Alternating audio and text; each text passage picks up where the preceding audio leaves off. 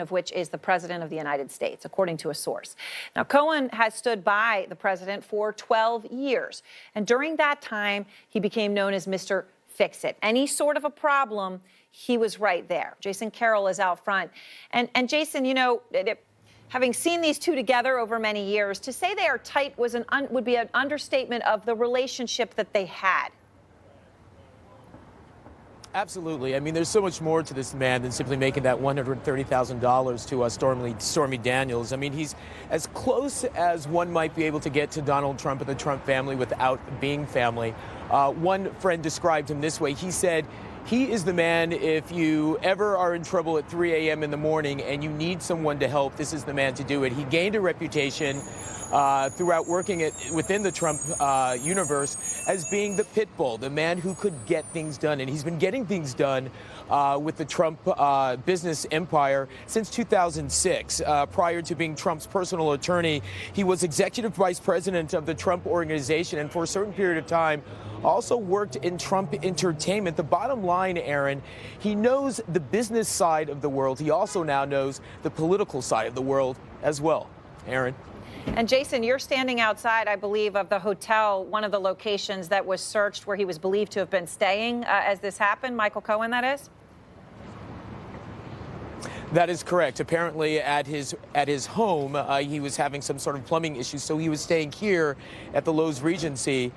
This early this morning is the place where the FBI agents came in. Apparently there's about a dozen agents. They were here for several hours. Unclear what material they took from this location, but this is the place where Michael Cohen has been staying, at least for now.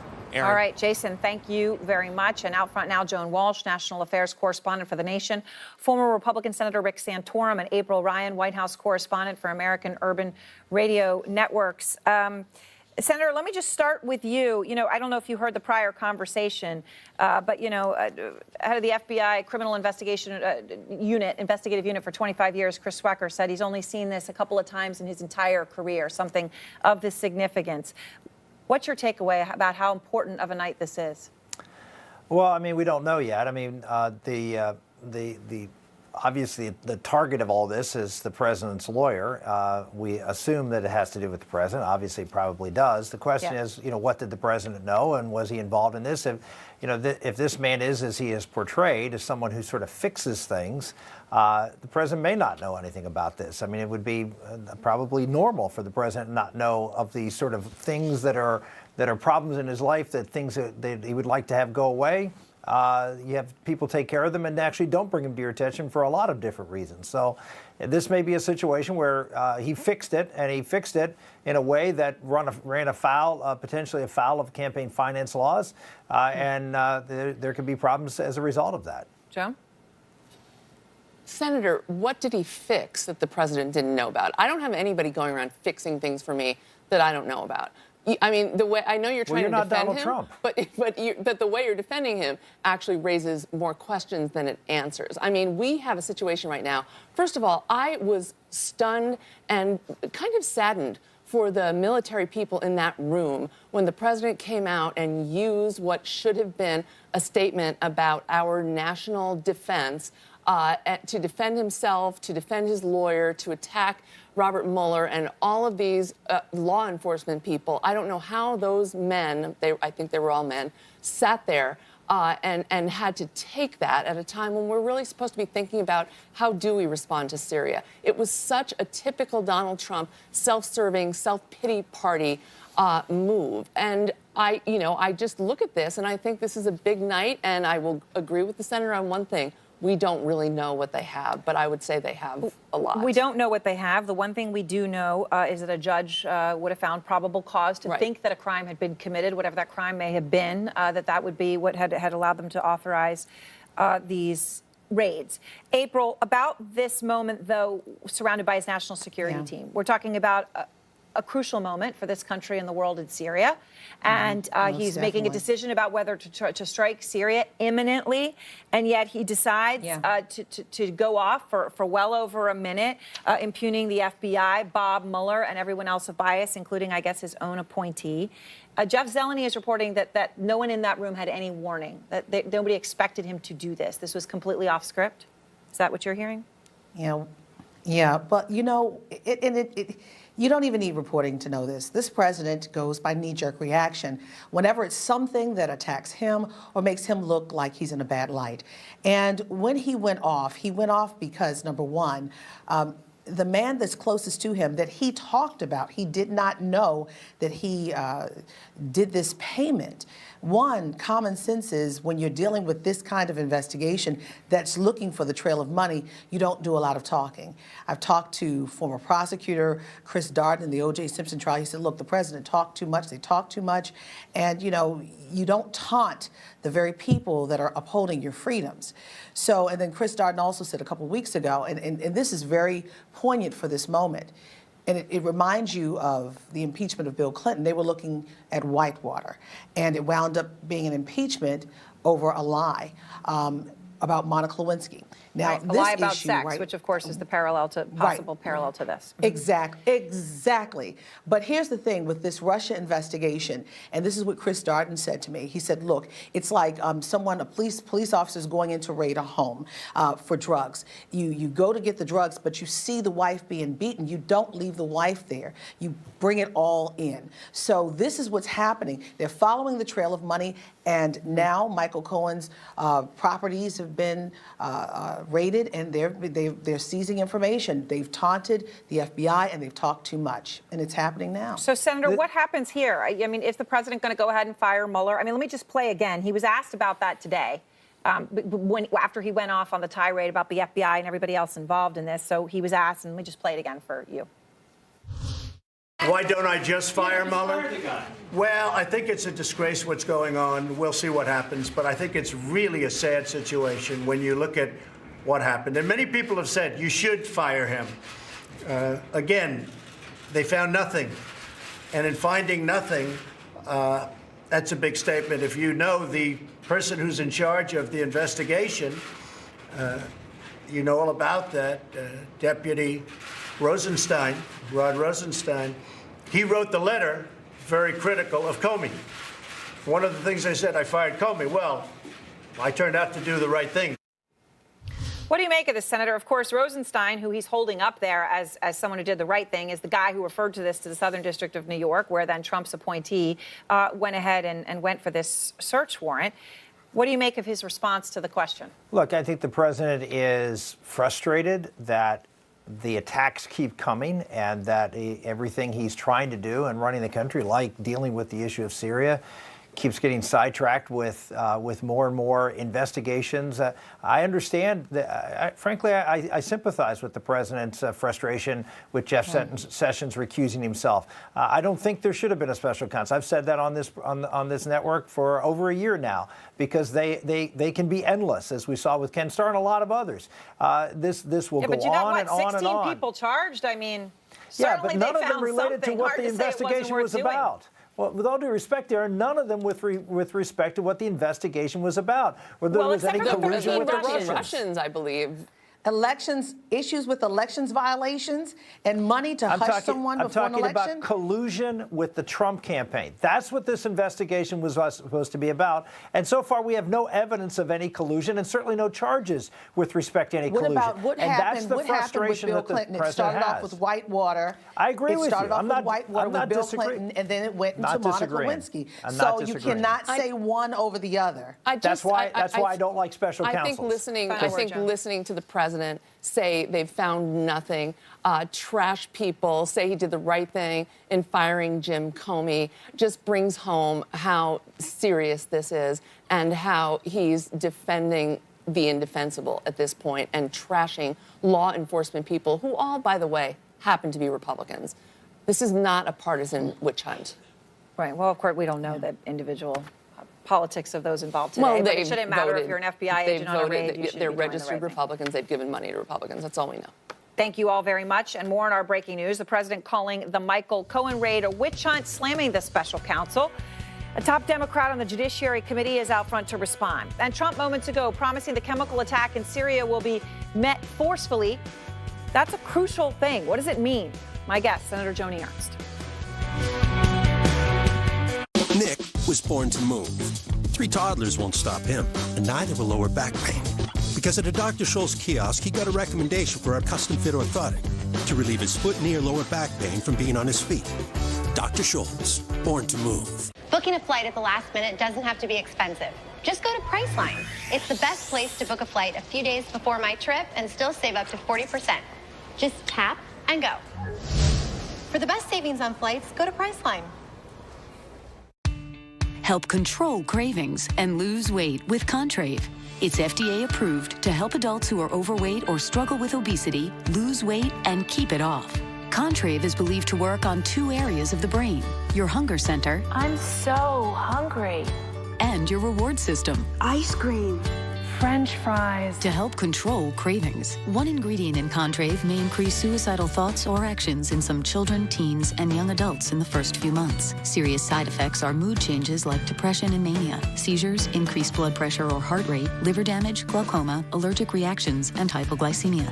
Not for patients with uncontrolled blood pressure, seizure history, anorexia, bulimia, drug or alcohol withdrawal, on bupropion, opioids, MAOIs, allergy to the ingredients, or pregnant. May cause nausea, constipation, headache, and vomiting. Reduce hunger, help control cravings with Contrave. Now you can talk to a doctor online and get free shipping at getcontravenow.com. Best Western rewards you in a flash. With points that never expire, earn a free night fast at over 4,200 hotels worldwide.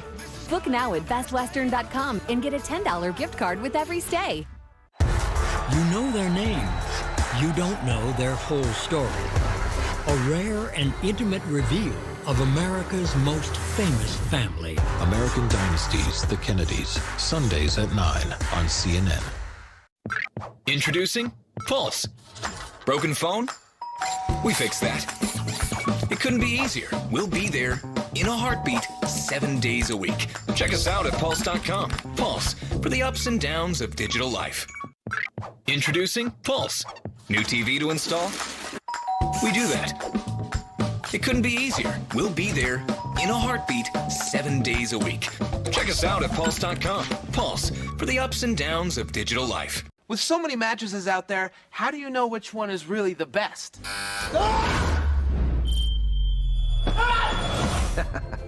Just look at how the Purple Smart Comfort Grid, made from a super comfy yet ultra supportive material called hyperelastic polymer, cradled those unfertilized chickies. Purple's unique design cradles your pressure points and redistributes support to the rest of your body for maximum comfort and support. Get the best rest of your life on our super sciencey, crazy comfy Purple mattress. This is CNN, the most trusted name in news. Breaking news, President Trump furious over the FBI raid on his longtime personal attorney, Michael Cohen. Trump focusing his anger on Robert Mueller and his team, and also on his Attorney General, Jeff Sessions. The Attorney General made a terrible mistake when he did this and when he recused himself, and we would have put a different Attorney General in. So he made what I consider to be a very terrible mistake for the country. But you'll figure that out. If you know the person who's in charge of the investigation, you know all about that, Deputy Rosenstein, Rod Rosenstein. He wrote the letter very critical of Comey, and he was right about that. He was absolutely right. Out front now, Democratic Congressman Ted Lieu, who's on the Judiciary Committee, obviously front and center when it comes to Jeff Sessions and Rod Rosenstein. Congressman, the president went on to call the FBI raid a disgraceful situation. He called it a witch hunt. He said the group of people involved are the most biased group. He refused to rule out firing Bob Mueller. Your reaction? Thank you, Aaron, for your question. The president's comments are un-American and disgraceful. Fundamental to American democracy is a rule of law. And what the U.S. Attorney's Office for the Southern District of New York did today was a vindication of the principle that no one is above the law, not the president, not his attorney, no one. So the big question tonight is, of course, what this raid was about. Here's what we know. About a dozen agents were involved. At least 3 locations were involved. A lot of documents were taken, from bank documents to communications between Trump and Michael Cohen. And a lot of this related to Cohen's payment to Stormy Daniels. So the question I have for you, Congressman, is, do you think Mueller's investigation has expanded too far? That this is proof that it expanded beyond its limits, and that's why this had to be referred to the Southern District of New York, and Mueller himself couldn't do it. This is a great example of Robert Mueller knowing his limits. He realized that whatever this is about Michael Cohen, it was not within his jurisdiction, so he sent it to the U.S. Attorney's Office for the Southern District of New York. It was their decision to request the search warrants, and then an independent federal judge had authorized the search warrants.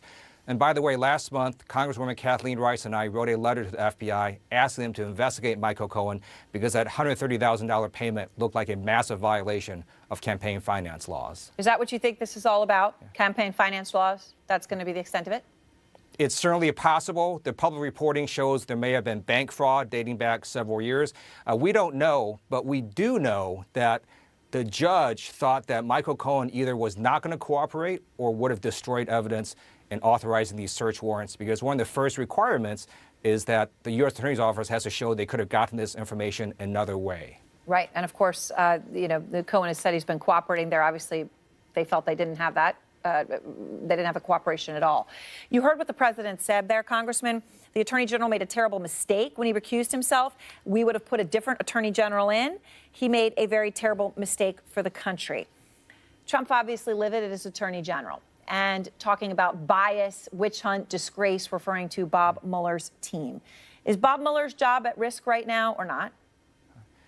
It's possible. I really don't understand why Donald Trump is acting the way he is, because Robert Mueller is the only person that can clear his name.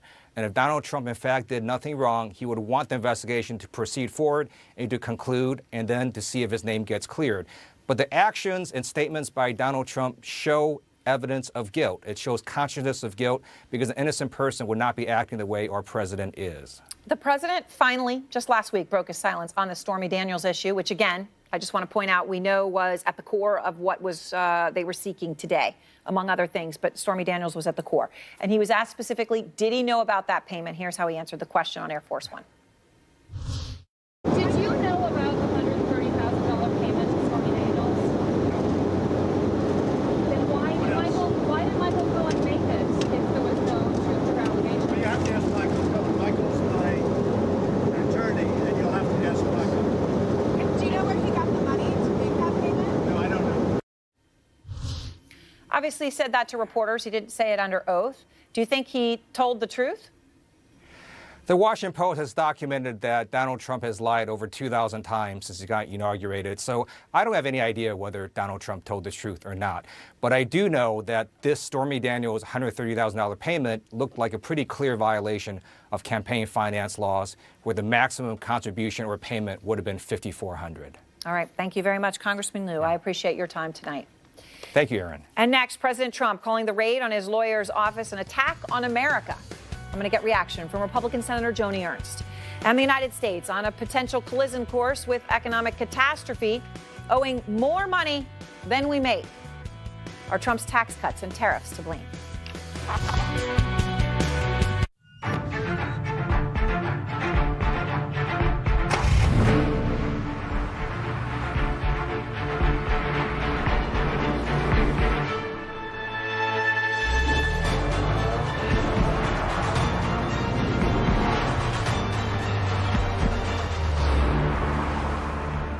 Introducing the most advanced Infiniti ever made.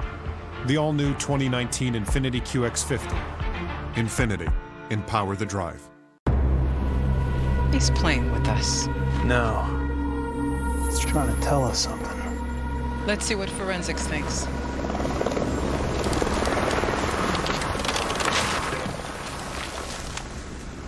Sorry I'm late.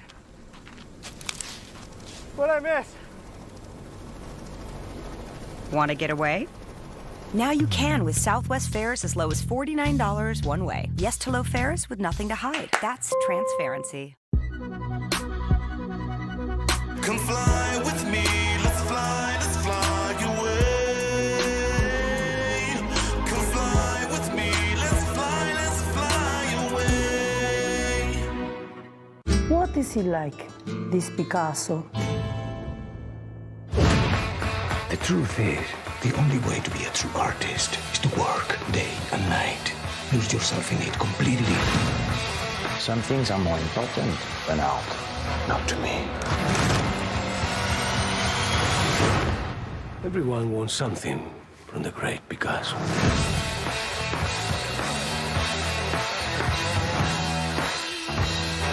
We use Angie's List because we can always find great local pros. For any type of home project. I use Angie's List because it's free. Free to read reviews. Check their ratings. They can even match my project to qualified pros. Go to angieslist.com today.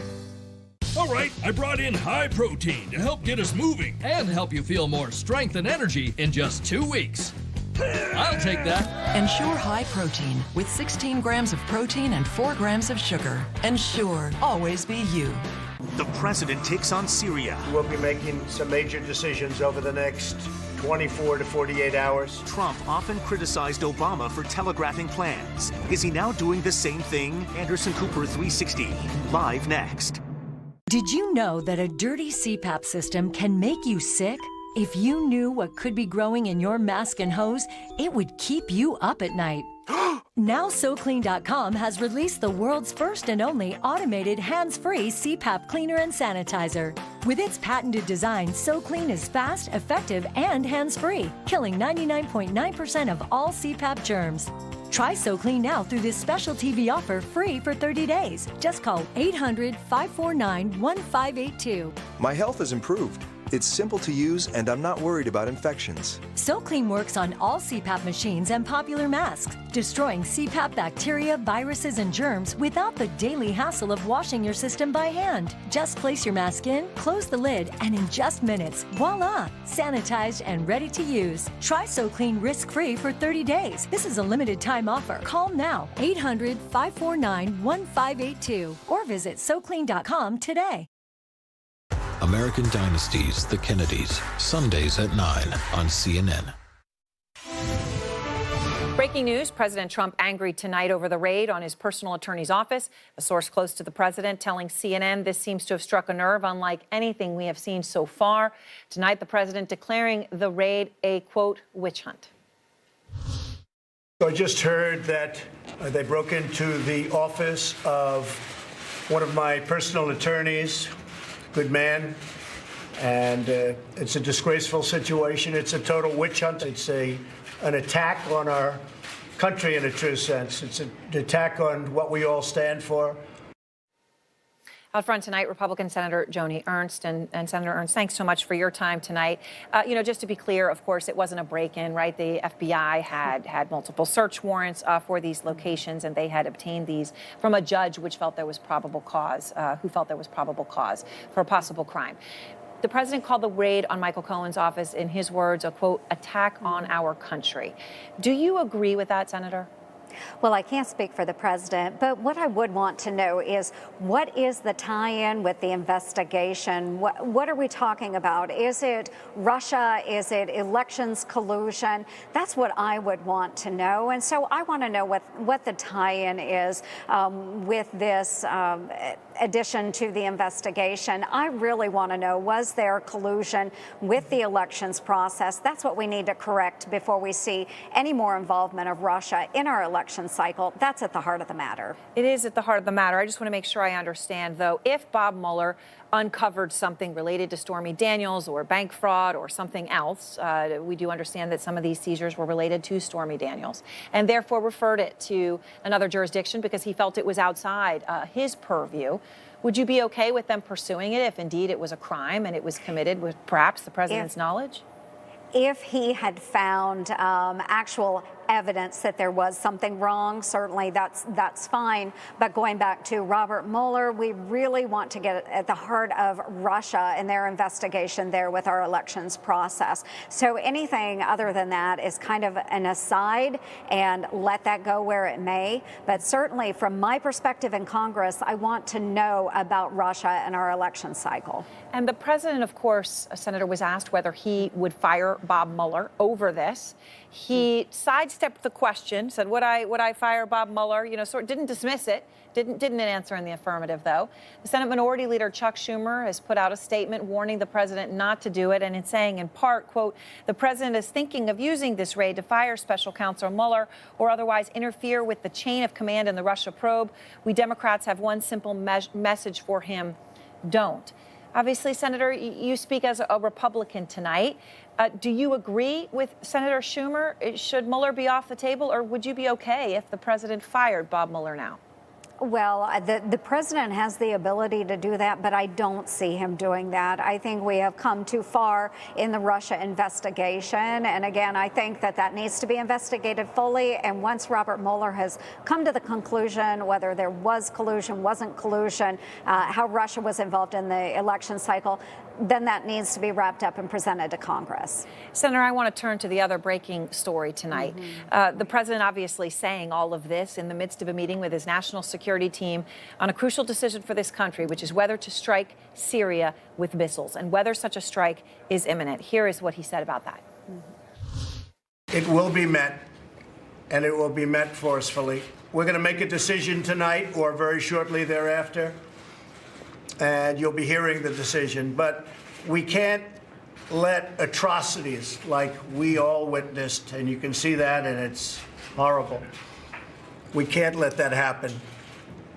In our world, we can't let that happen. Senator, the president said that he's going to be making a decision tonight or very shortly thereafter. Do you have any sense of how imminent this is? Could a decision and a strike come tonight? I think a decision could come very soon, and I know that the president will take the advice of his military commanders very seriously. The images that we see coming out of Syria are heartbreaking. Innocent men, women, and children have been killed, and thousands of others injured in this chemical attack. We need to take that seriously here in the United States, and I do believe that the president will act soon.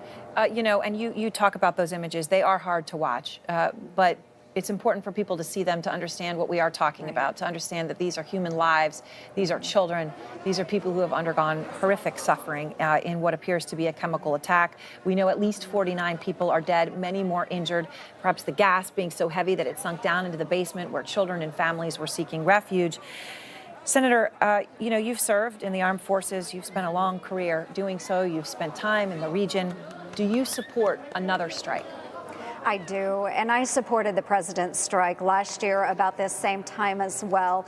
It is important that when these atrocities are committed that we act swiftly, and I believe the president will do that. As a veteran, as the chairwoman of the Emerging Threats and Capabilities Subcommittee of the Armed Services Committee, it is important to understand what is going on in Syria, and then also what are the connections with Iran and Russia. Those are also some of my concerns. They continue to prop up the Bashar al-Assad regime, and we can't have them involved in this region, especially when we see that they are not following through with getting rid of chemical weapons in Syria. We can't continue to see these types of deaths occur in an innocent civilian population. Senator Ernst, thank you so much for your time tonight. Thanks, Aaron. Thank you. And next, Trump has called with great pride himself the king of debt. Is that how he's now running the United States of America? My guest with the answer, Trump's top economic advisor, Larry Kudlow. Do your thing. Fulfill. Realize. Love. Not like. Be extraordinary. Turn off the highway and soar.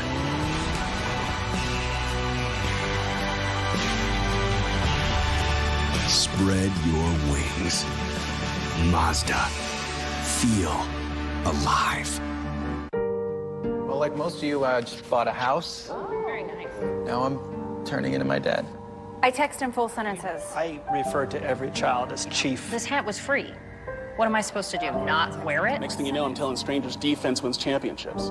Well, it does. Why is the door open? Are we trying to air condition the whole neighborhood? At least I bundled home and auto on an internet website, Progressive.com. Progressive can't save you from becoming your parents, but we can save you money when you bundle home and auto. I mean, why would I replace this? It's not broken. What does it take to make digital transformation actually happen? Do you just flip a switch and presto, your business is magically transformed? Not quite. It takes a groundbreaking company like Dell Technologies, a family of 7 technology leaders working behind the scenes to make the impossible reality. For instance, we're helping to give cars the power to read your mind from anywhere.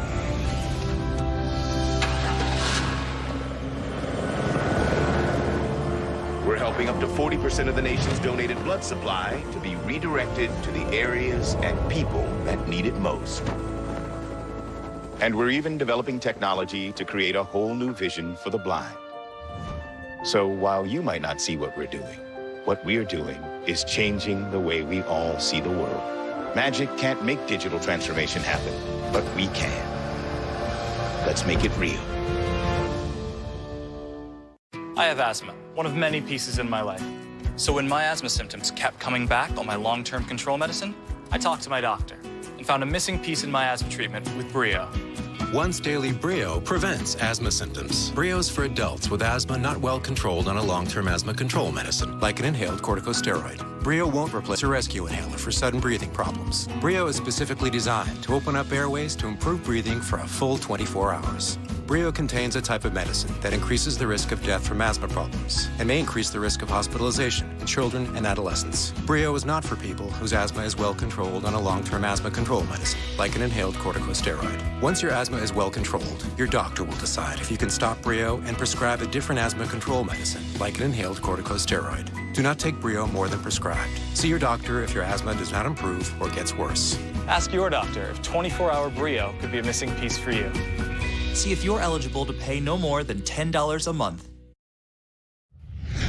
New tonight, President Trump proving he is the self-proclaimed king of debt. Trump's tax cuts and spending bill, in part driving the debt level to its highest level since World War II. Now, this is according to the Congressional Budget Office, which tonight predicts that America's debt is surging to reach about 105% of GDP by 2028. In English, that means we will owe more money than we take in as a country, than we create as a country. And it's shocking this is due to Trump's policies, given what he said about Obama. You know, our national debt has doubled since Obama became president. And a bad factor, we haven't done anything. During his regime, during President Obama's regime, we've doubled our national debt. We owe $20 trillion right now, doubled under Obama, and we haven't done anything. Out front now, Larry Kudlow, the White House chief economic advisor. Larry, great to talk to you. So, look, the forecast here, more debt than economic output for the United States of America. In anyone's personal life, that would be a disaster. Well, I don't know. A lot of people have debt. But let's take your thing. The CBO, God bless them, they're very lowball economic growth estimates. Last I looked, and I have not studied this report, but last I looked, they were slightly below 2% growth for the next 10 years. We don't believe that. Our view, as you know, is lower tax rates, particularly business, create incentives to invest and work. I think we're going to pick up productivity and wages. So that gives you an entirely different baseline. Now, I'm not saying the government is sufficiently limited. I don't think it is. I'd like to see a much more modest role for government. That's always been my view. But, you know, I would take a somewhat larger deficit in order to finance long-term growth in the economy, which is how I look at this. So, you know what's interesting, Larry? In 2009, when the CBO said that the debt would reach 68% of GDP by 2019, and of course now it's saying 105%, so we're way out of that range. But in 2009, the prediction was 68%. And of course, you weighed in on it, and here's what you said. The families of America, take a look at this budget and these humongous deficits and the doubling of the debt and so forth and the out-of-control spending. Okay, you can't really deny it. Bob Rice defends on economic terms, but it is a fact. People see this is like a pinball machine on permanent tilt, Steve Moore. This is like a completely out of a line. This is the most unbalanced fiscal story coming out of Washington, really, in our history. What's changed, Larry? Well, I'll tell you what's changed. Other than Rice and Moore switching sides. No, Bob Rice is a great friend of mine, so is Steve Moore. So, look, the trouble I had with the Obama program was it was all spending. It was all spending, and most of it was not spending for infrastructure. Most of it was spending for welfare programs and social spending. That's not a growth prescription. Trump just signed a big spending bill. Pardon? Trump just signed a big spending bill. He said he didn't like it and wouldn't do it again, but he signed it. Yeah, well, nothing like the Obama stimulus package, which was, what, $1 trillion at the beginning? So I'm just saying, look, I'm not happy with the government as it is now. I think spending's got to come down. As I said, we need more limited government, much more modest government. I agree with all that. But I think, again, with respect to the Obama years, if he had a growth program, A, we would all be more prosperous today, and B, I wouldn't have fretted about the deficit. I mean, he had a chance to lower taxes. It was under discussion, but he never did. So in the context of your concern, though, that you've had in the past about humongous deficits, to use your words, out of control spending, my question is whether you have real faith in the man you work for and his belief on this issue, because here is what he has said in the past, Larry. I'm the king of debt. I'm great with debt. Nobody knows debt better than me. I've made a fortune by using debt. Are you really on the same page with him, Larry, when it comes to this? Yes, of course. That's private sector stuff. I'm not going to go there. Look, it's spending that troubles me, and I will just say this, Aaron. We are looking at very significant, what I will call enhanced rescission actions, which will lower spending by a significant amount. I can't give you details yet. It's under consideration. So this is something not yet to be rolled out, but you're saying that would curb the spending? Well, it would help. I don't know that it'll curb. It's not the end all, but yes, it will help. And will help to, that lousy spending deal. The president doesn't like the deal. As he said, he wished he hadn't signed it, but he did. But the reason that there's been a problem here, obviously, since the tax cuts, right, you got to jump, and then there's been a challenge. And we all know part of the reason for that is tariffs and a mixed message on tariffs and whether they're going to be imposed and whether they're not. The threats between the U.S. and China have a lot of farmers they're really concerned, right? I've spoken to a few of them. Here are two. Well, I grow more than 100,000 bushels a year, so a 50-cent reaction is $50,000. So that's a big deal. How much will these tariffs cost you, Tim? Well, the U.S. sells $1 billion worth of products to China. That equates to about $7 per head marketed in the United States. So our farm markets 5,000 head a year. That'll equate to about $35,000 for our farm. So, Larry, I don't know if you could hear him clearly, but he said $35,000 for his farm. That was a hog farmer. The soybean farmer said $50,000 a year for his farm. Look, this could be devastating for a whole lot of people. What do you say to them? Look, with all respect to that gentleman, I don't know how he arrives at that position. And I don't know what kind of economic growth projections he's got for the farm area. That's going to matter a lot. Our Secretary of the Agriculture has said farmers are patriots if it came down to that. But let me just go back for a second. But when he says that, what does he mean? Is Sonny Perdue saying a great patriot, so you're just going to eat it? There are no tariffs. Let me say this. There are no tariffs at the present time. There are proposals, there are discussions, but there are no tariffs at the present time. We'll see in a couple of months whether our tariff issues work out or not. We'll see if China responds. So far, they've responded unsatisfactorily. But I hate to predict the future, and I hate to see you and others make the case that the worst is going to happen. We don't know any of that just yet on the economy or how the disposition of this conversation will be. Larry, before we go, part of the reason I asked you this, though, is you've always been such an honest person and a person of integrity. And on the night when the market went up and then the president threatened $100 billion in additional tariffs on China, you were asked about it the next morning. When did you find out? You took a long pause. Let me just play it so people can see it. When did the president first tell you that he was going to announce these additional potential $100 billion in tariffs? Last evening. You took that pause and you answered the truth, Larry, because that's the kind of person that you are. But my question to you is, do you have confidence? Do you have confidence that the president doesn't really want these tariffs, that he's going to listen to you, that he's going to do the right thing? Well, I'm not necessarily. Let me just back up again. Okay. Look, China has had unfair and illegal trading practices for 2 decades or longer, and particularly in the technology area, as you know. Forced technology give-ups, unlawful transfers of intellectual power. We can't let that. You can't steal our intellectual authority. So something has to be done, okay? So when you say tariffs, I don't know if it'll be tariffs, but the president is correct. He's got a backbone. Prior administrations would not do anything with China, and Trump is out there saying, wait a minute, We are going to unveil this and unmask this. If you negotiate with us, we may not need the tariffs, but Trump may use tariffs. I want to make that very clear. And I think he's in the right. China's broken all the laws of the trading and the WTO. You know that too, Aaron. Somebody at some place has got to say, we are the most innovative entrepreneurial country, the U.S., but you can't just steal our technology. You can't just steal that. So we have to do something about it. So I will tell you honestly, yes, I heard the announcement. It was late that evening. Okay, fine. It doesn't matter to me.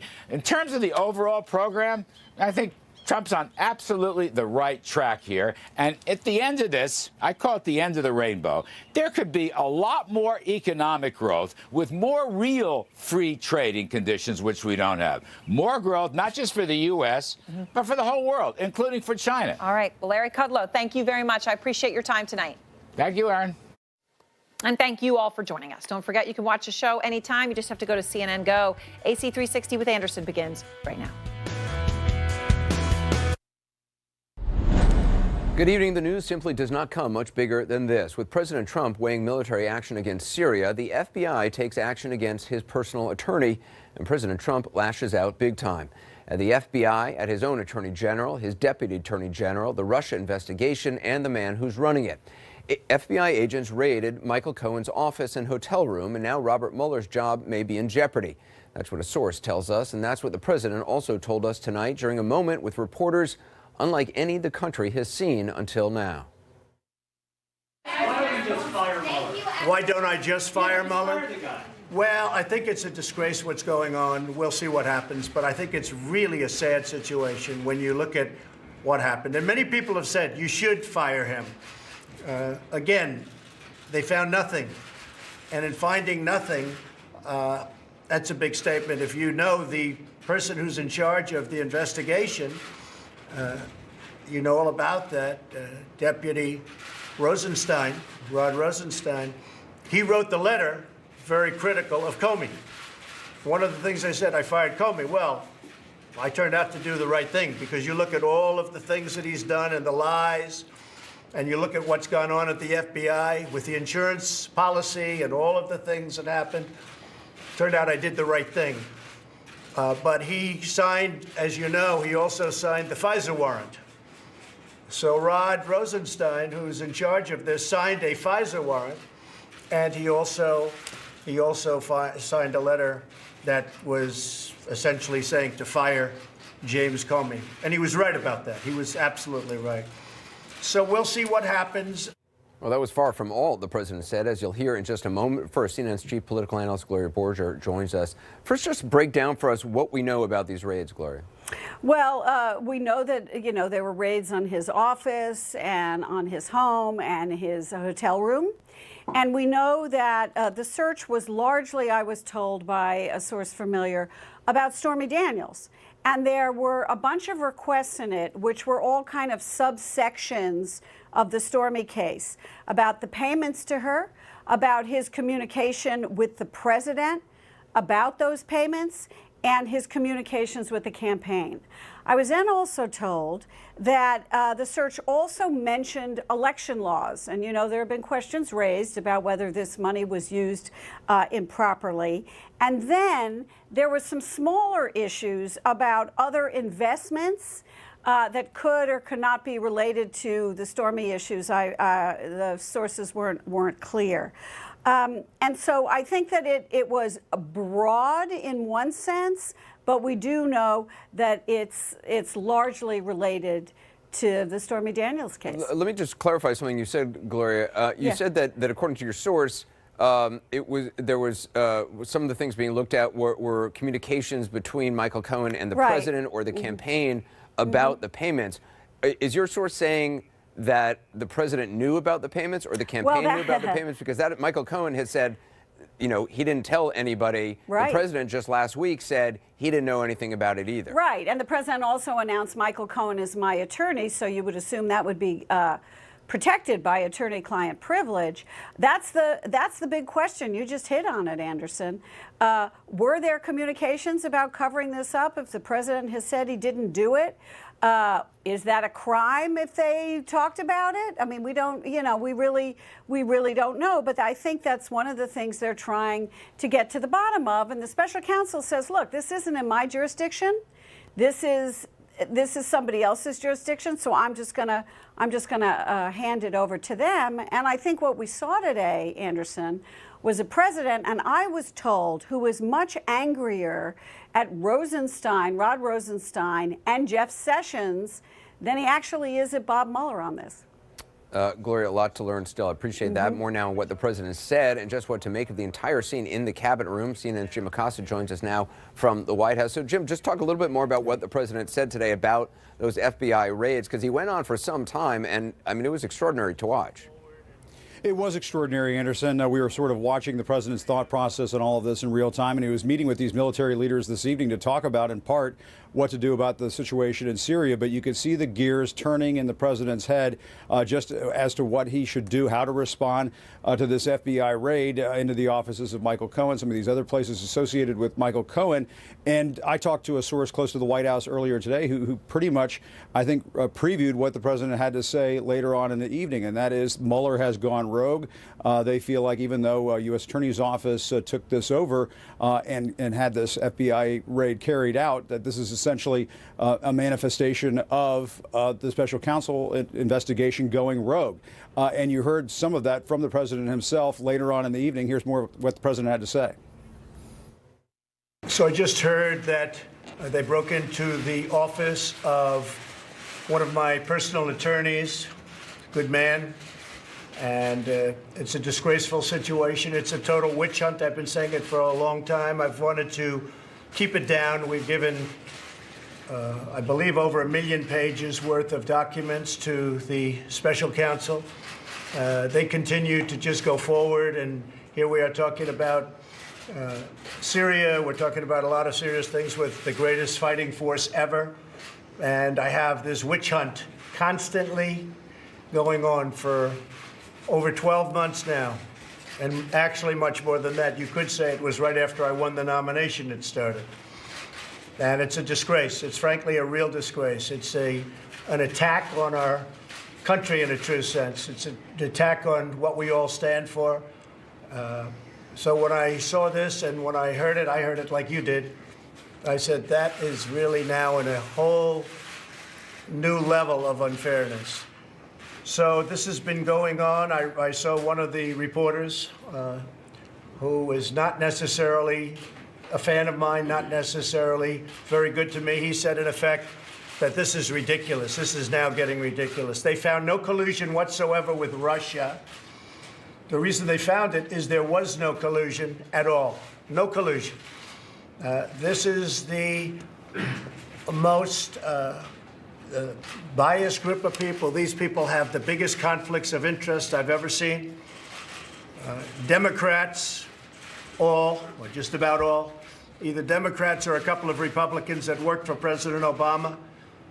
They're not looking at the other side. They're not looking at the Hillary Clinton horrible things that she did and all of the crimes that were committed. They're not looking at all of the things that happened that everybody is very angry about, I can tell you, from the Republican side, and I think even the independent side. They only keep looking at us. So they find no collusion, and then they go from there and they say, well, let's keep going. And they raid an office of a personal attorney early in the morning. And I think it's a disgrace. So we'll be talking about it more. But this is the most conflicted group of people I've ever seen. The Attorney General made a terrible mistake when he did this and when he recused himself, or he should have certainly let us know if he was going to recuse himself, and we would have put a different Attorney General in. So he made what I consider to be a very terrible mistake for the country. But you'll figure that out. All I can say is after looking for a long period of time, not even before the special counsel, because it really started just about from the time I won the nomination.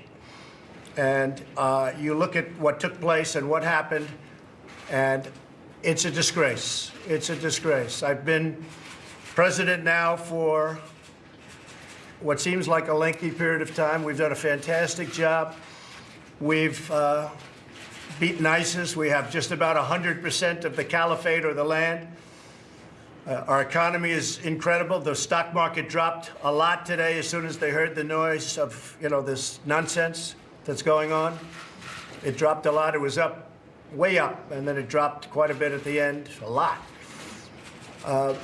But that we have to go through that. We've had that hanging over us now from the very, very beginning. And yet the other side, they don't even bother looking.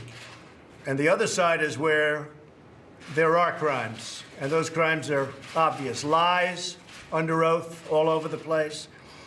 Emails that are knocked out, that are acid washed and deleted. Nobody's ever seen. 33,000 emails are deleted after getting a subpoena for Congress. And nobody bothers looking at that. And many, many other things. So I just think it's a disgrace that a thing like this can happen. Now, a couple of things that we should point out. One is the president said at one point that they found that there was no collusion with Russia in this investigation. Anderson, point of fact, Robert Mueller's team has not issued the findings of its investigation. The other thing, when it comes to this decision that the president apparently has to make at this point, thinks he may want to make at this point, and that is whether to fire the special counsel Robert Mueller or push out Rod Rosenstein, which could in effect put Robert Mueller out of a job.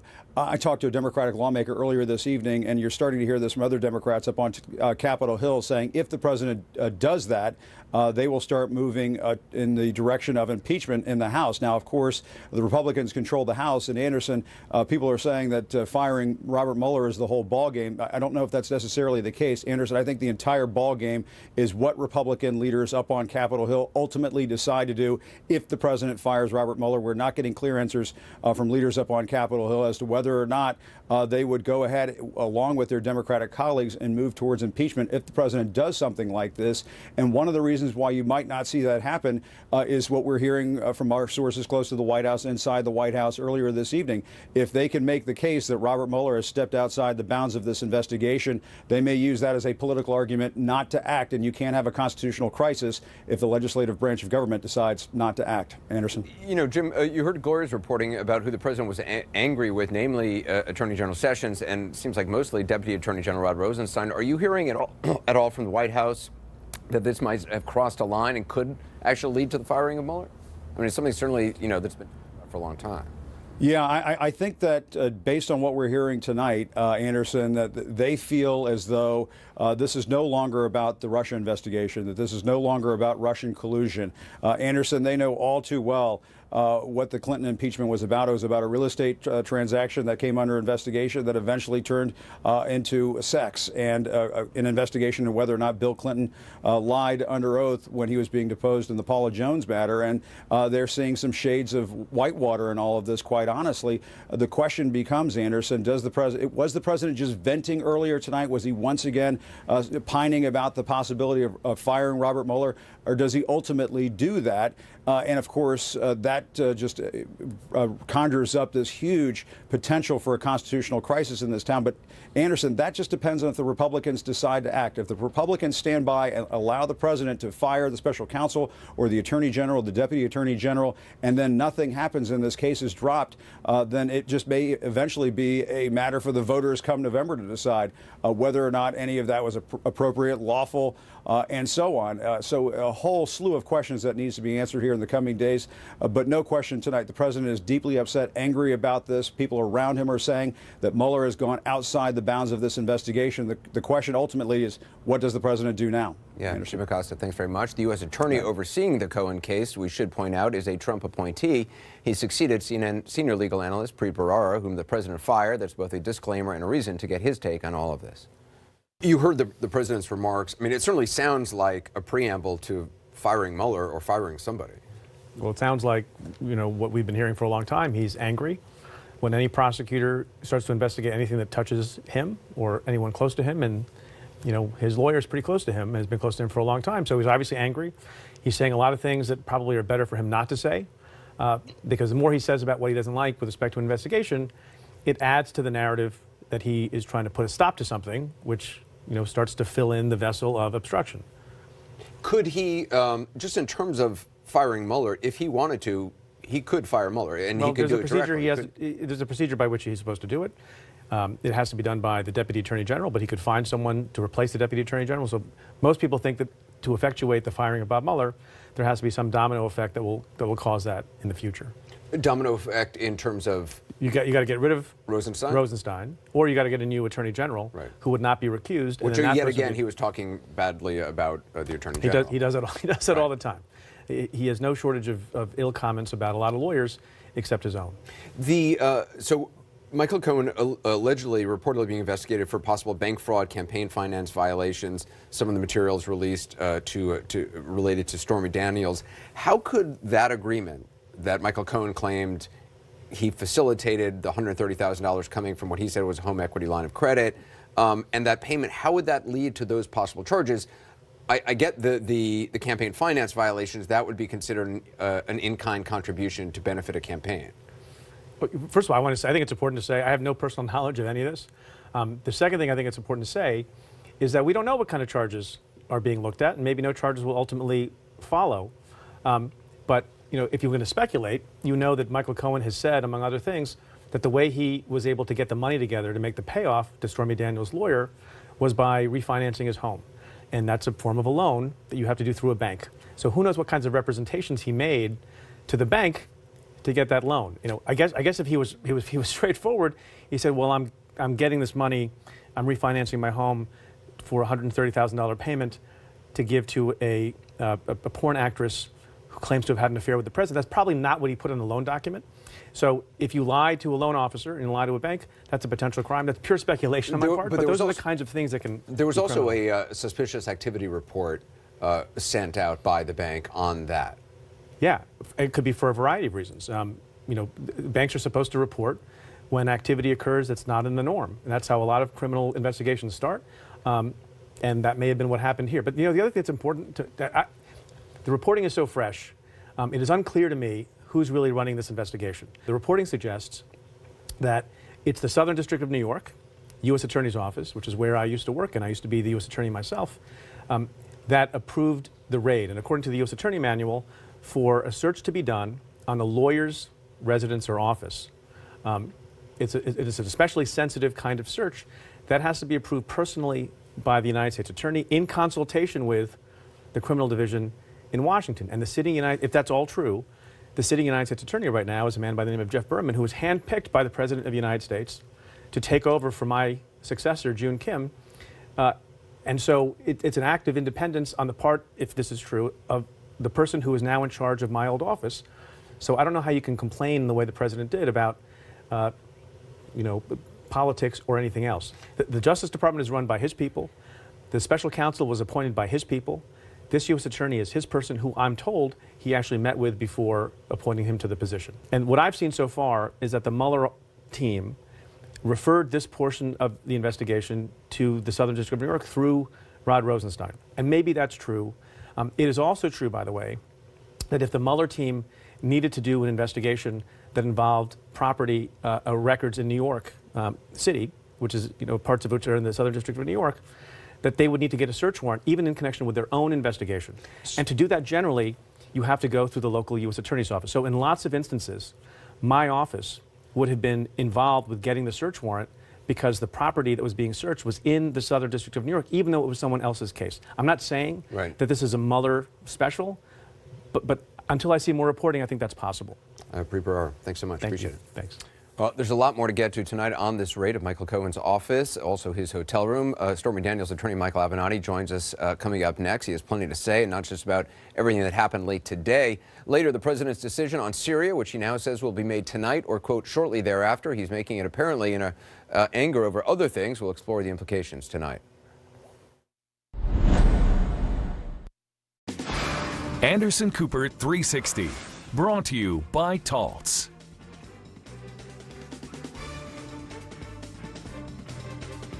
Touch is how we communicate with those we love. But does psoriasis ever get in the way? Embrace the chance of 100% clear skin with Taltz. For people with moderate to severe psoriasis, up to 90% had a significant improvement of their psoriasis plaques. With Taltz, 4 out of 10 even achieved completely clear skin.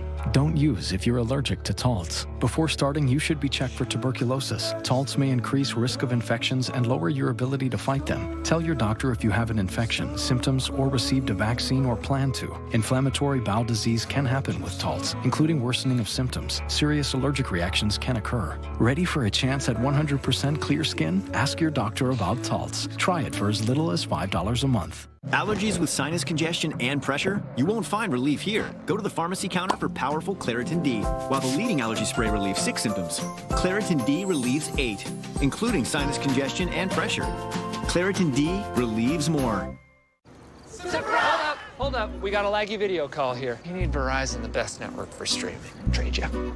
Okay, people, that's a reset. Let's take it back from Soprat. Get up to 50% off our best phones because Unlimited is only as good as the network it's on. Amidst a world of brilliant turquoise, there's an exotic new place in the Bahamas where green holes meet blue holes, where every carefree pleasure is absolutely free, where time is forgotten and love is remembered. Sandals Emerald Bay, the ultimate golf and spa resort in Great Exuma, Bahamas. Close to home, even closer to heaven. Call 1-800-SANDALS. Do your thing. Fulfill. Realize. Love. Not like. Be extraordinary. Turn off the highway and soar.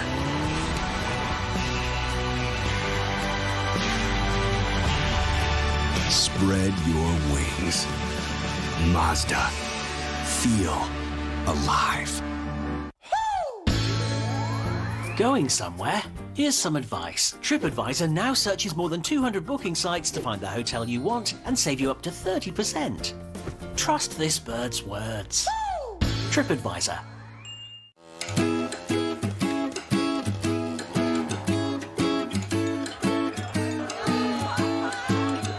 Getting to know you, getting to know all about you, getting to like you, getting to hope you like me. Know how your DNA connects you to the world at 23andme.com.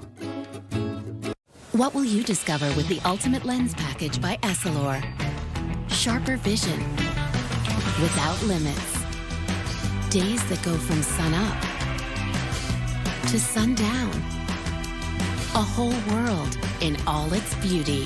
3 innovative technologies for our ultimate in vision, clarity, and protection. Together in a single lens. The Ultimate Lens Package by Essilor. Better sight, better life. We're learning more about the stunning raids on the president's personal attorney, Michael Cohen, today. According to new reporting by CNN's Shimon Prokupecz, they were conducted by the FBI's Public Corruption Unit. Agents searched rooms at the Loews Regency Hotel here in Manhattan, where Michael Cohen was staying, as well as his office at the law firm Squire Patton Boggs in New York, and as Gloria Borger said a moment ago, at his home as well. The warrants apparently stem from a matter referred by the Russia Special Counsel and are being overseen by a Trump-appointed U.S. attorney for the Manhattan area and connected, it seems, to the Stormy Daniels case. Her attorney, Michael Avenatti, joins us now. So, Michael, first of all, I mean, these raids today, just from your rather unique vantage point, what do you make of what went down today? Well, Anderson, this is a very, very serious matter, needless to say. And as I predicted last week, it appears that the noose is tightening around Michael Cohen. I think the president has considerable reason to be concerned. A lot of faith and confidence has been put in Michael Cohen. I think the expectation was that he was going to be the fall guy. This is a very, very serious matter. There's no question that it stems from our case and the amount of attention that our case has attracted over the last 6 weeks. But make no mistake about it, there's going to be a lot of sleepless nights at the White House from here on out. You know, others have reported possible bank fraud being looked into, wire fraud. possible FEC, Federal Election Commission violation. I mean, from a legal standpoint, what exactly do you think the Southern District of New York is interested in when it comes to the Stormy Daniels case? I mean, because just FEC violations, I mean, wouldn't a raid like this be an extremely aggressive move? Well, it would be, but let me say this. I think the president's accusations relating to Mueller and the alleged witch hunt, et cetera, is an absolute red herring in this case. There's nothing suggesting that it has anything to do with Mueller's investigation. It could be headed up by the U.S. Attorney from the Southern District of New York. The charges or potential charges could have been referred to him. He is a Trump appointee. So the idea that this was somehow politicized is a bunch of nonsense.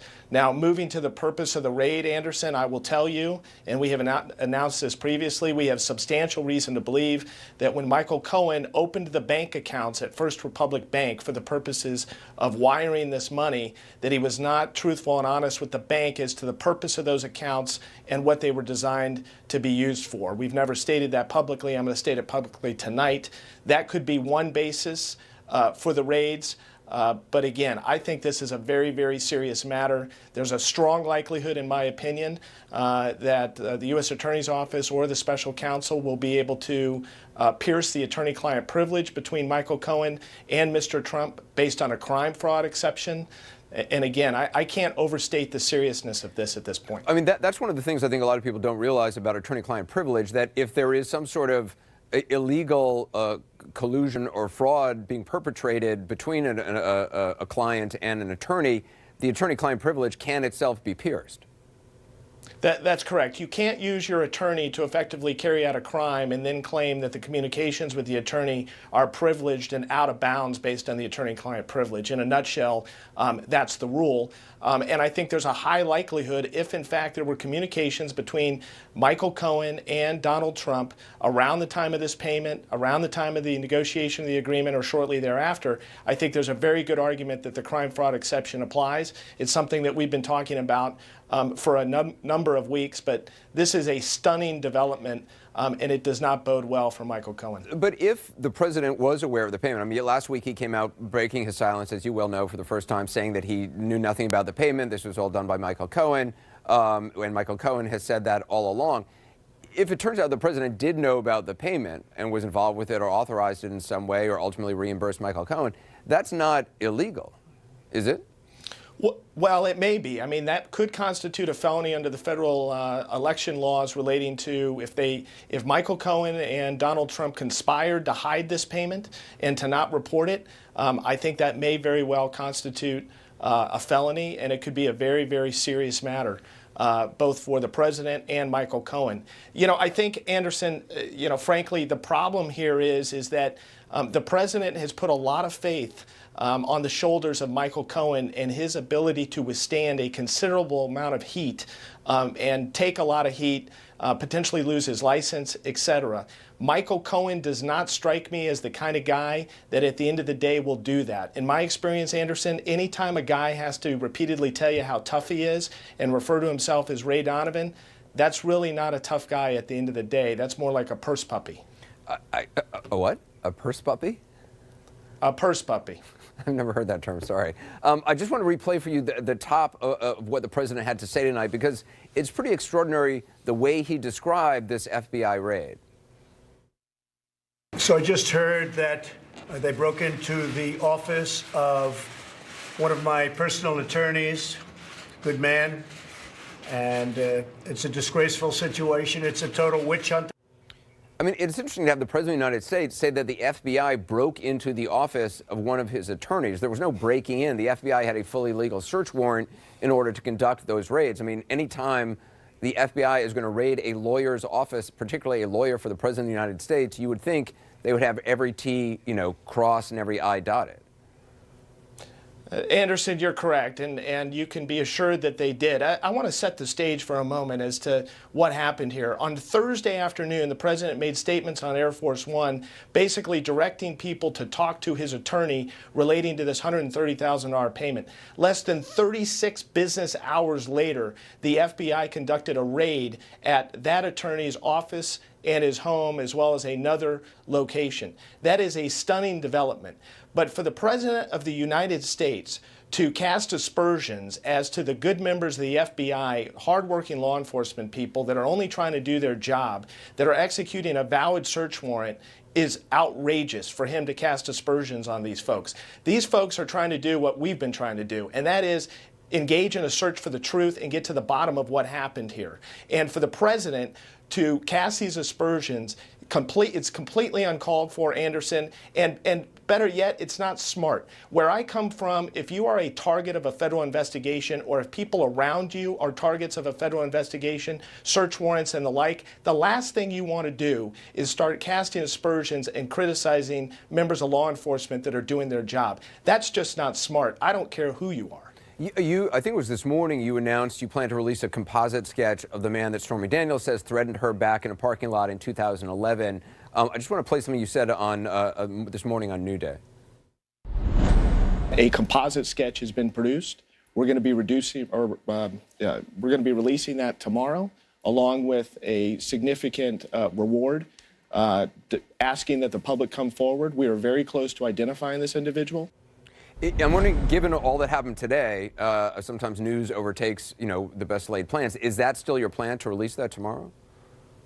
Anderson, the short answer is I don't know. If it's not released tomorrow, it'll probably be released within 48 hours. But obviously, we did not expect that. Expect the events of this morning and what's transpired. We have a lot to sort out in connection with this. How much of what happened today do you think relates to your case and relates to all the things you have brought out in your case over the last several weeks? Well, I don't say this to be egotistical, but I think it's pretty clear it has a lot to do with the amount of scrutiny and the amount of attention that we've brought to this case and the issues, including your interview on 60 Minutes of my client, your use of the expert relating to campaign finance law, et cetera. I think there's no question that it has a lot to do with our case. The other development that I think is important is we've made an application to take the deposition of Michael Cohen and the deposition of the president. I think at this point, if we do get the deposition of Michael Cohen, the likelihood of him taking 5 or pleading the Fifth Amendment is very, very high. I think it's unlikely that he will not plead the Fifth Amendment in connection with questions that I may pose to him if we get that deposition. And imagine the irony of that. The right hand of the president, the personal attorney to the president, that the president has referred the American people to as it relates to the facts of this, potentially taking the Fifth Amendment when asked under oath questions about the details concerning the agreement and the payment. This whole thing stinks, Anderson. Michael Avenatti, appreciate your time. Thank you very much. Incredible day. Up next, our legal experts weigh in on today's remarkable raids, plus more of President Trump's heated words on the action taken against his personal attorney and confidant. When I received the diagnosis, I knew at that exact moment, whatever it takes, wherever I have to go, I'm beating this. My main focus was to find a team of doctors that work together. When a patient comes to CTCA, they're meeting a team of physicians that specialize in the management of cancer. Breast cancer treatment is continuing to evolve, and I would say that CTCA is definitely on the cusp of those changes. Patients can be overwhelmed. We really focus on taking the time with each individual patient so that they can choose the treatment appropriate for them. The care that CTCA brings is the kind of care I've always wanted from my patients. Being able to spend time with them, have a whole team to look after them is fantastic. I empower women with choices. It's not just picking a surgeon, it's picking the care team and feeling secure where you are. Surround yourself with a team of breast cancer experts at Cancer Treatment Centers of America. Visit cancercenter.com/breast. Appointments available now. If you just sign that first I'm one so there. sorry. I don't feel comfortable signing that. I don't get the math here.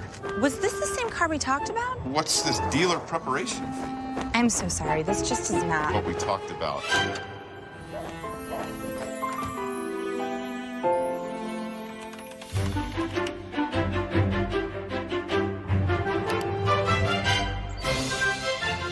Get the car without the car salesman. Carvana, the new way to buy a car. Our sale email this month looks great. The store will be packed this weekend. I've got to wax my mustache. Constant Contact email marketing. Powerful stuff.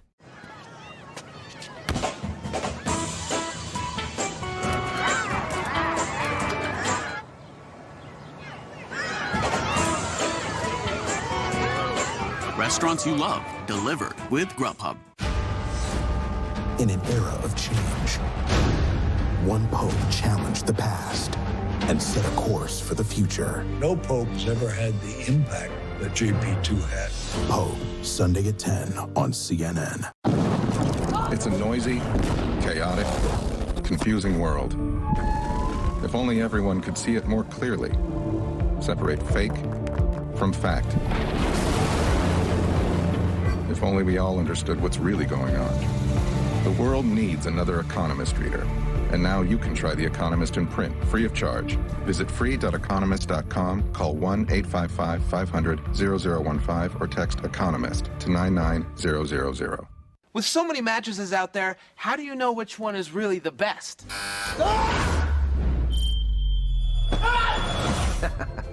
Just look at how the Purple Smart Comfort Grid, made from a super comfy yet ultra supportive material called hyperelastic polymer, cradled those unfertilized chickies. Purple's unique design cradles your pressure points and redistributes support to the rest of your body for maximum comfort and support. Get the best rest of your life on our super sciencey, crazy comfy Purple mattress. This is CNN, the most trusted name in news.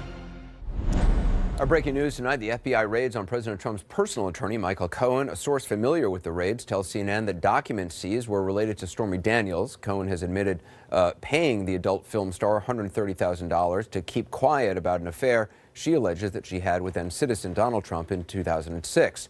Now, the White House denies the affair. President Trump is outraged, he says, by today's actions. Once again, he's taking aim at his own Department of Justice. But this is the most conflicted group of people I've ever seen. The Attorney General made a terrible mistake when he did this and when he recused himself, or he should have certainly let us know if he was going to recuse himself, and we would have put a different Attorney General in. All right, there's a lot to sort through. Joining us now is Jeffrey Toobin, Ann Milgram, John Dean, and Josh Campbell. First of all, Jeff, what did you take away from what the president said and how he said it today? Well, it was really one of the more remarkable statements in this remarkable presidency. I mean, the idea that he is calling this a witch hunt and denouncing his own Justice Department. And saying the FBI broke into his lawyer's office. Remember what happened here. We have not just Robert Mueller, we have Jeffrey Berman, the U.S. attorney appointed from the Southern District, appointed by Donald Trump, personally interviewed by Donald Trump, which is very unusual. Both of them authorized the application for the search warrant, and then a magistrate judge, signed that warrant saying there is probable cause to believe that in these searches evidence of a crime will be found.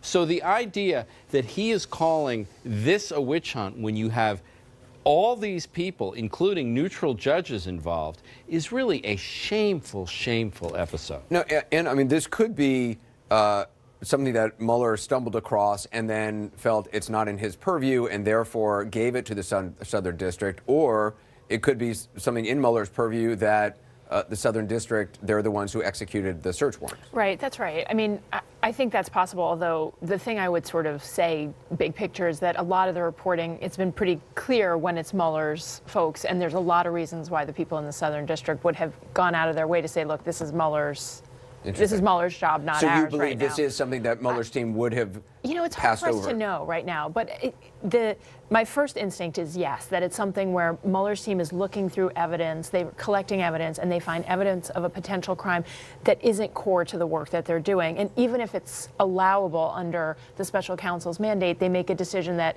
hey, it makes more sense for us to refer this out. You could think about a law enforcement officer being called to a home with a domestic disturbance, finds tons of fentanyl or heroin, they might call in the drug squad.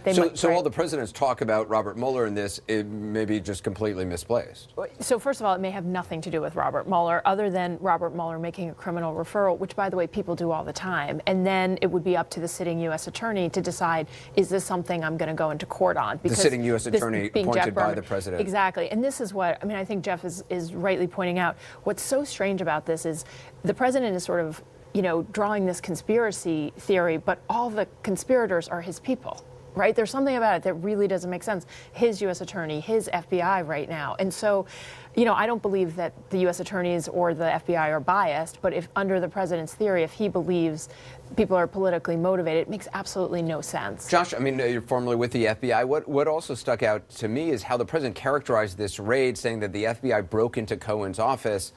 The FBI had a warrant issued by a judge here. That's correct, and that is the major point. In the United States of America, the FBI can't just go in and snoop around and gather whatever they want. This comes back to the fact that you had a detached magistrate, that an FBI agent went before and swore an oath and said that the document that I'm presenting to you here, an affidavit in support of the search warrant, contains facts that there is evidence of a crime at this location. And the judge looked at that and says, yes, I agree, there is probable cause. I think for those who are saying that this is evidence that Robert Mueller is out of control, they couldn't be more wrong. This is the opposite of that. Think about that. A lot of the criticism that Mueller's team has gotten is that, they're secretive. We don't really know what they're doing. This step that we saw today is Mueller actually broadening that, bringing in yet another independent party, the Southern District of New York, the U.S. Attorney, and saying, look, you take this information that I presented to you and you determine if there's a crime here and go forth. When you're an FBI agent, when you're a prosecutor, as my colleagues here on the panel know, you simply can't turn a blind eye to crime. You have to go where the facts take you, and sometimes that's not a good thing for the defendant, but that's how it works in America. And John Dean, remarkably, this wasn't just a raid on an office. It was a raid on Michael Cohen's office. It was a raid on the hotel room that he happens to be staying at. Also, according to the reporting, a raid on his home as well.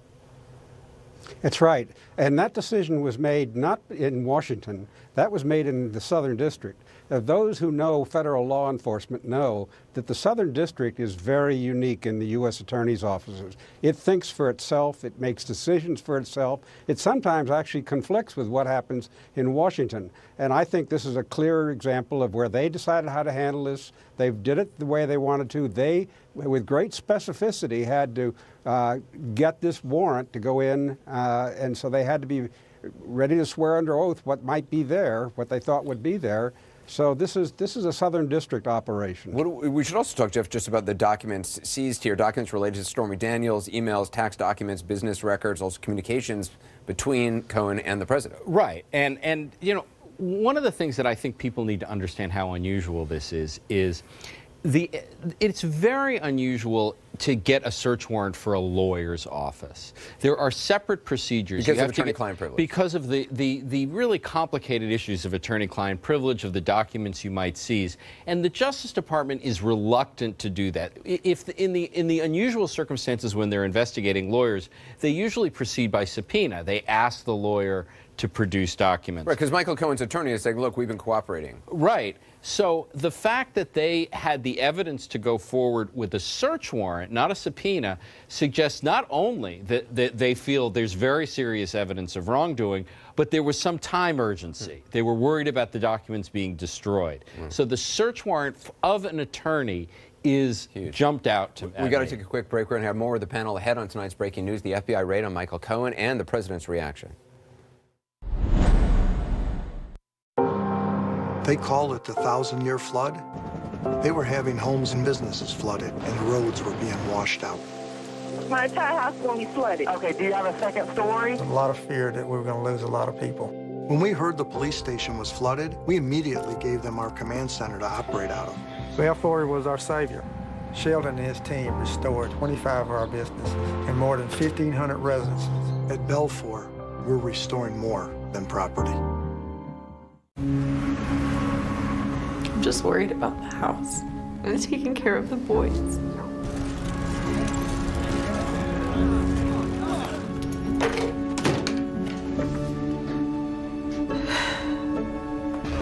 Zach, talk to me. It's for the house. I got a job.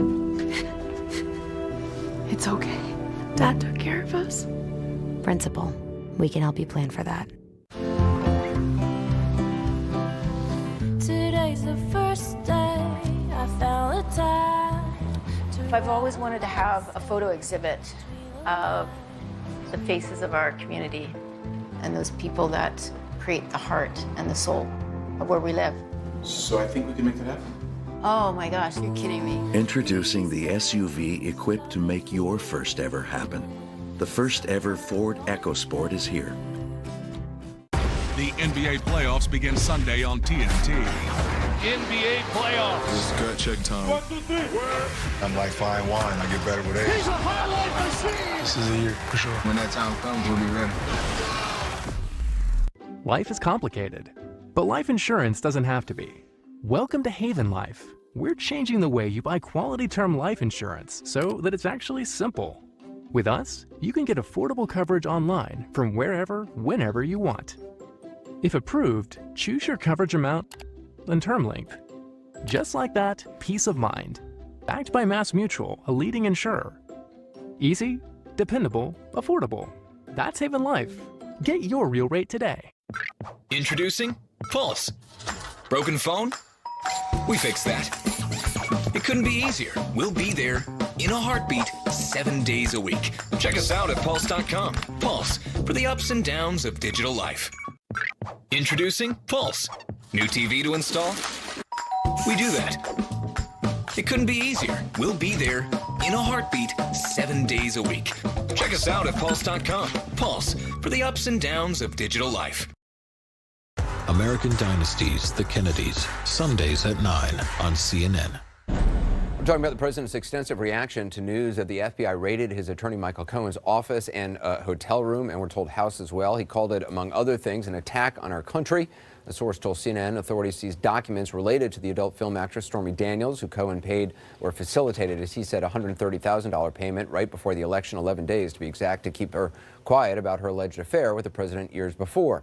In the department of There's an Old Tweet for Every Occasion, which usually refers to something the president tweeted. Tonight, Michael Cohen's getting in on the act.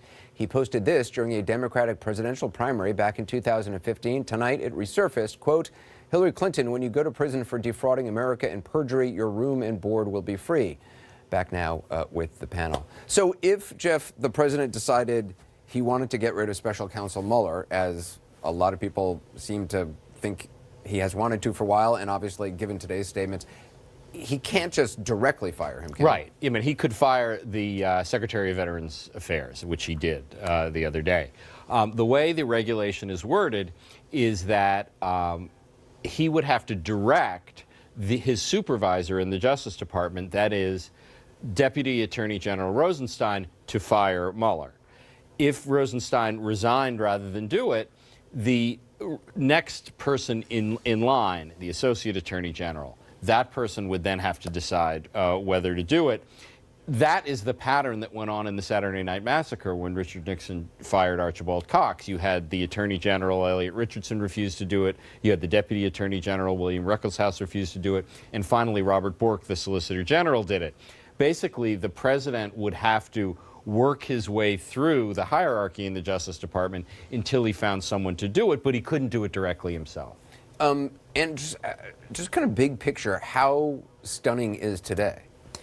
I mean, it's an extraordinary day, I think, for a number of reasons. One is, you know, we've been watching all these things unfold related to the Mueller investigation, and then today we did see the president's personal attorney and somebody who's worked as a lawyer for the president really for over a decade, having a search warrant executed.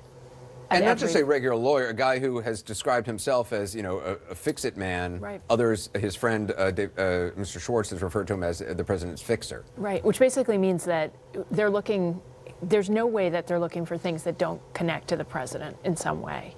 Right. I mean, right. This has been he's done for the past, 15 years, 10 or 15 years, has been related to the president, and so obviously some of it could concern Stormy Daniels, the president tangentially, we think, involved in that. But it really is an unbelievable day when you start to think about what's happening and what we're going to see next. John Dean, is there any way you can imagine the president firing Mueller that doesn't provoke some sort of a constitutional crisis? It's very difficult to imagine.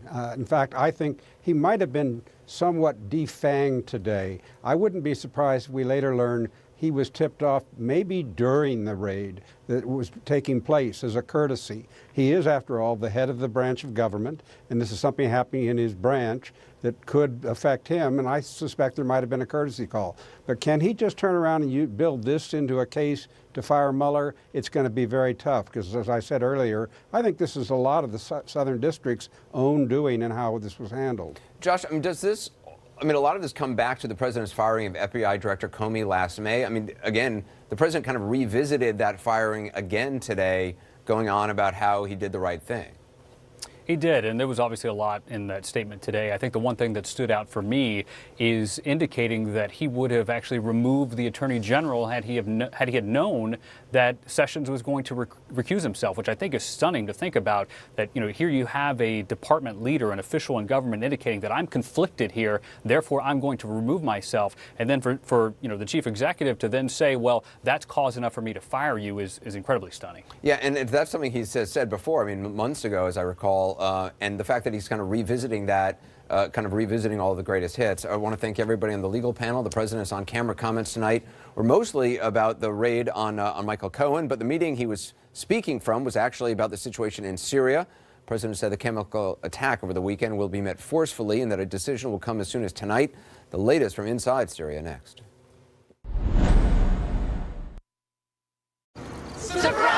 Hold up, we got a laggy video call here. You need Verizon, the best network for streaming. Trade you. Okay, people, that's a reset. Let's take it back from Soprat. Get up to 50% off our best phones, because Unlimited is only as good as the network it's on. Each day, Justin chooses to walk. At work and after work. He does it all with Dr. Scholl's. Only Dr. Scholl's has massaging gel insoles that provide all-day comfort to keep him feeling more energized. Dr. Scholl's, born to move. Sam? Why is your head covered in bubble wrap? Because I'm not covered in life insurance. You should check out PolicyGenius.com. They compare all the best insurers to help you find the right policy. So it's super easy, unlike this. Compare and save with PolicyGenius.com. In Jamaica, we live by the don't worry philosophy. And Only Sandals gives you more of Jamaica because everything's included at 6 spectacular resorts. So you can stay at one and play at all of them. Play more, man. Dine at more restaurants, no problem. And celebrate more. All included, all unlimited. Sandals Resorts. More of Jamaica's best from the world's best. Call 1-800-SANDALS. Hey, I just wanted to... Hey, there he is. Are you looking at the results of yesterday's Constant Contact email? We were supposed to watch that together. I'm sorry. I can't even look at you. Constant Contact email marketing. Powerful stuff. I'm on a new, unexpected journey to understand the rules of engagement in our most intimate relationships.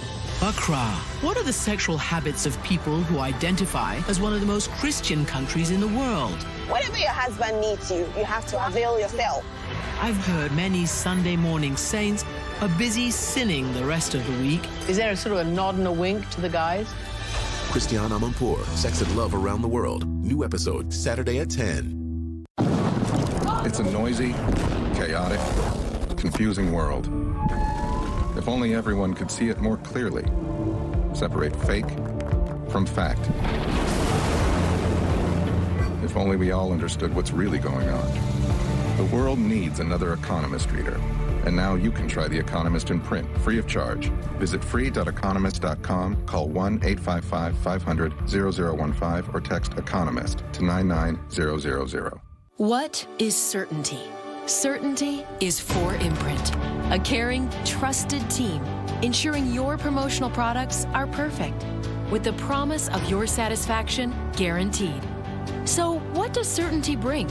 A smile when expectations are exceeded, a buzz of excitement, and one quiet word no one will ever hear. Yes! Explore thousands of promotional products at 4imprint.com. 4imprint, for certain. This is CNN, the most trusted name in news. President Trump says there'll be a big price to pay for the suspected poison gas attack that killed dozens of civilians, many of them children, and wounded scores more in the Syrian city of Douma. He met with top military commanders and his national security team at the White House tonight and said a short time ago that the U.S. had a lot of military options and will make a decision soon. As we tell you this story, first we have a warning. The images we are about to show you are incredibly disturbing, but we do think it's important we show them so you can grasp the horror that's happening in Syria. It's been happening for 7 years, in fact. These are sadly just the latest. Local and international activist groups say that barrel bombs filled with toxic gas were dropped from helicopters over the town on Saturday. Some of the victims choked, they say, then died of suffocation. We should say that CNN has been unable to independently confirm either the images or the account, in part because Syrian government forces surround the city. We want to bring you the latest now from inside Syria. CNN's Fred Plenkton is the only Western journalist right now in Damascus, TV journalist. He joins us now. So what are we learning from your sources about what people on the ground experience in Douma? Well, they said it was absolutely awful, Anderson. And I can tell you from having experienced what exactly was going on there is that that day started with a huge amount of airstrikes over the Douma area, which was encircled by Assad forces, but still held by the rebels at the time. And then apparently those helicopters showed up and they dropped canisters. The opposition is now saying, and they say shortly after those canisters were dropped, they say a toxic gas was released. And that's when people started to have severe respiratory problems. They say hundreds of people had a lot of trouble breathing, a lot of them, of course, trying to seek medical aid, which in itself was almost impossible in those besieged areas. That's also where some of those horrifying images came from, of children having trouble to breathe, people then lying on the floor, people with oxygen masks trying to get help some way. And then, of course, they say dozens of people were killed. We still don't know the exact death toll. But even after all this has happened, the Russians, Anderson, are still saying they believe that all of this is a hoax, Anderson. And what's the Assad regime saying? Well, that's interesting because the Assad regime does say that they were pressing an offensive on that area at the time, but they said, look, that offensive was moving forward so quickly that they really didn't need poison gas to move any quicker. They also say that the areas that were hit were in the rear echelon. It was nowhere near the front line, and that in those areas, the rebels actually had some pro-government prisoners that the Assad regime would have been scared to hit themselves. So they say essentially that they had no reason to use any sort of poison gas, but the important thing is, Anderson, I think, is that that area, Douma, has since actually fallen into the hands of the Syrian government. The remaining rebels have been bussed out, and the force that's now on the ground providing security there is the Russians. So the Russians really have no reason to say that they don't want an international investigation in that area. They certainly have the means to allow international investigators in there if that's something that they really want to do, Anderson. All right, Fred Plenkton, appreciate it. Coming up, the FBI raids the offices of the president's lawyer, Michael Cohen. President describing it as a witch hunt, saying the FBI broke into his lawyer's office, called it a disgraceful attack on the country. The latest from the White House next.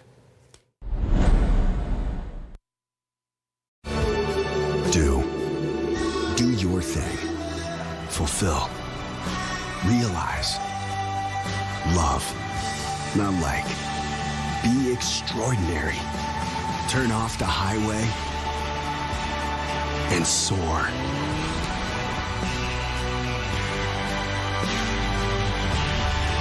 Spread your wings. Mazda. Feel alive.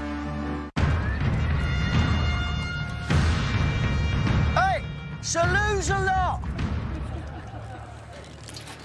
Thou hast the patchy beard of a prepubescent squire.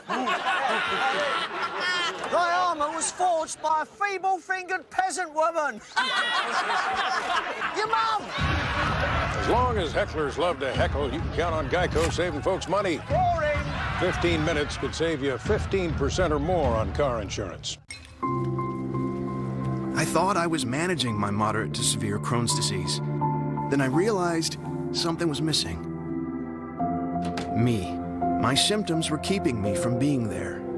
So I talked to my doctor and learned Humira is for people who still have symptoms of Crohn's disease after trying other medications. And the majority of people on Humira saw significant symptom relief, and many achieved remission in as little as 4 weeks. Humira can lower your ability to fight infections, including tuberculosis. Serious, sometimes fatal infections and cancers, including lymphoma, have happened, as have blood, liver, and nervous system problems, serious allergic reactions, and new or worsening heart failure. Before treatment, get tested for TB. Tell your doctor if you've been to areas where certain fungal infections are common, and if you've had TB, hepatitis B, are prone to infections, or have flu-like symptoms or sores. Don't start Humira if you have an infection. Be there for you and them. Ask your gastroenterologist about Humira. With Humira, remission is possible. If you just sign that first I'm one so there. sorry. I don't feel comfortable signing that. I don't get the math here. Was this the same car we talked about? What's this dealer preparation? I'm so sorry. This just is not. What we talked about.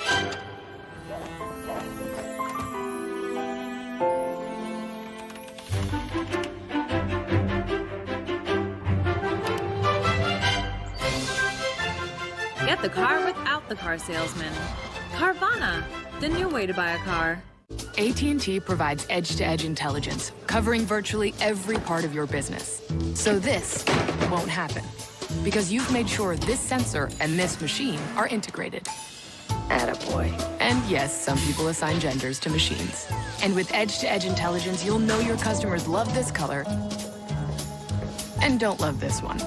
Never getting grape again. And you can adjust in near real time. And if someone tries to breach your network in London and you start to panic, don't. You've got allies on the outside and algorithms on the inside. And if it's jammed up here and it's hot in here, and you know both those things, you can do this, and your flowers won't wilt. AT&T provides edge-to-edge intelligence. It can do so much for your business, the list goes on and on. That's the power of And. And when her patient's blood pressure drops, she can share the information with other specialists. A taste for chocolate milkshakes is not something you outgrow. So, having lived Atkins for years and also as someone who's an expert on shakes, trust me on this. These are awesome. Loads of protein, lower in net carbs, and no added sugar. Just awesome. Continuing our breaking news coverage, what the president calls an attack on our country. What it was, in fact, were FBI raids on the office, hotel rooms, and according to the Wall Street Journal, also the home of his personal attorney, Michael Cohen. So on the table tonight, how it went down, as well as how the president's displeasure, just about everything to do with it.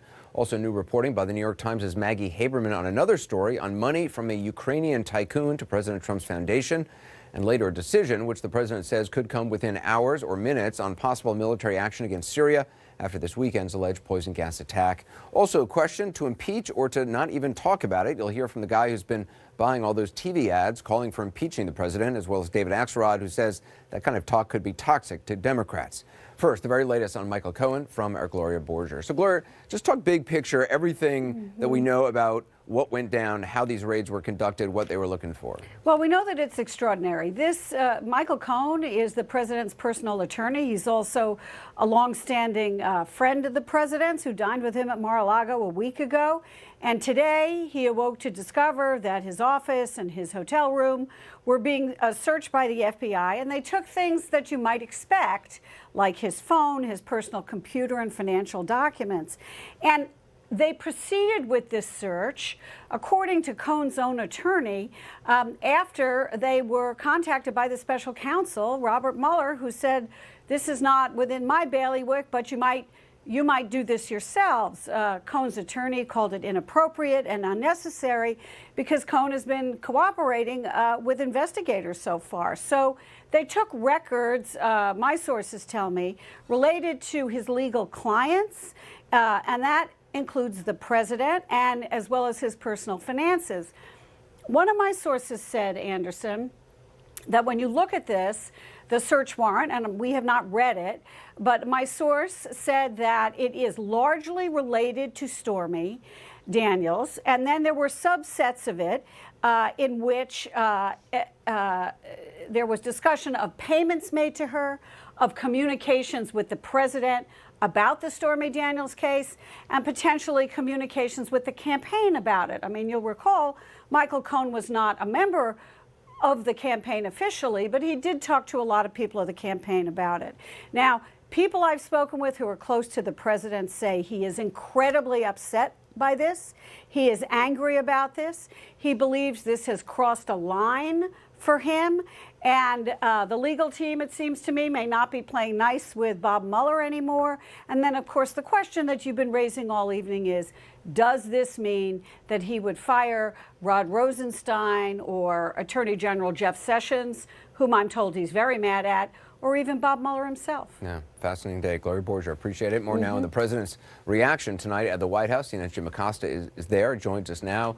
Jim, just if you can't just refresh our viewers on what the president said about these FBI raids.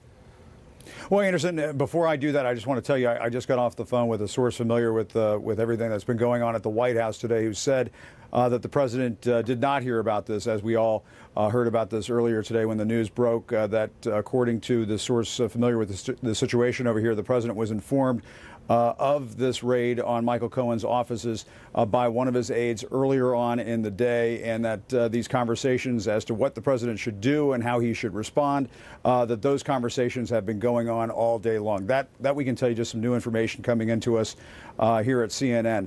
Now, in terms of what the president said earlier this evening, this was an extraordinary moment, and it felt like, Anderson, it felt like a turning of the page in the Mueller investigation. And as Gloria was saying, it may be no more Mr. Nice Guy when it comes to the president in terms of how to handle this Mueller investigation. According to one source I just spoke with a little while ago, the president is, as Gloria said, furious over these developments, believes, as I talked to with one source earlier this evening, source close to the White House, that essentially Mueller has gone rogue, that he's overstepped the bounds of this investigation. And that's essentially what you heard in the president's own words earlier this evening. Here's what he had to say. So I just heard that they broke into the office of one of my personal attorneys, good man, and it's a disgraceful situation. It's a total witch hunt. I've been saying it for a long time. I've wanted to keep it down. We've given, I believe, over 1 million pages worth of documents to the special counsel. They continue to just go forward, and here we are talking about Syria. We're talking about a lot of serious things with the greatest fighting force ever.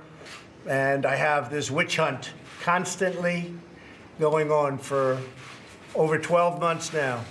And actually much more than that. You could say it was right after I won the nomination it started.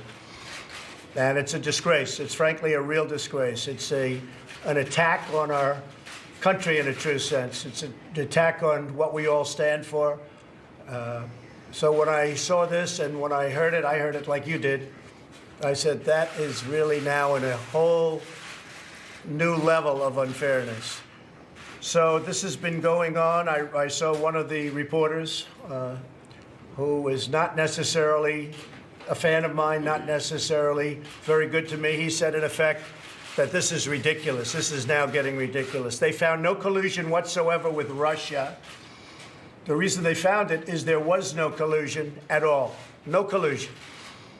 This is the most biased group of people. These people have the biggest conflicts of interest I've ever seen. Democrats, all, or just about all, either Democrats or a couple of Republicans that worked for President Obama. They're not looking at the other side. They're not looking at the Hillary Clinton horrible things that she did and all of the crimes that were committed. They're not looking at all of the things that happened that everybody is very angry about, I can tell you, from the Republican side, and I think even the independent side. They only keep looking at us. So they find no collusion, and then they go from there and they say, well, let's keep going.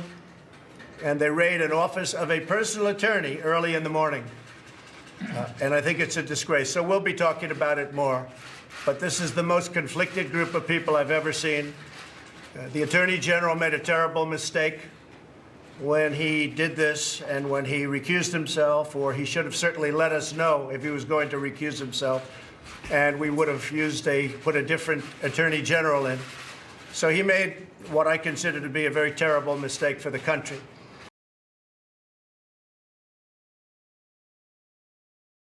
For a long period of time, and even before the special counsel, because it really started just about from the time I won the nomination. And you look at what took place and what happened, and it's a disgrace. It's a disgrace. I've been president now for what seems like a lengthy period of time. We've done a fantastic job. We've beaten ISIS. We have just about 100% of the caliphate or the land. Our economy is incredible. The stock market dropped a lot today as soon as they heard the noise of, this nonsense that's going on. It dropped a lot. It was up, way up, and then it dropped quite a bit at the end, a lot. But that we have to go through that, we've had that hanging over us now from the very, very beginning. And yet the other side, they don't even bother looking.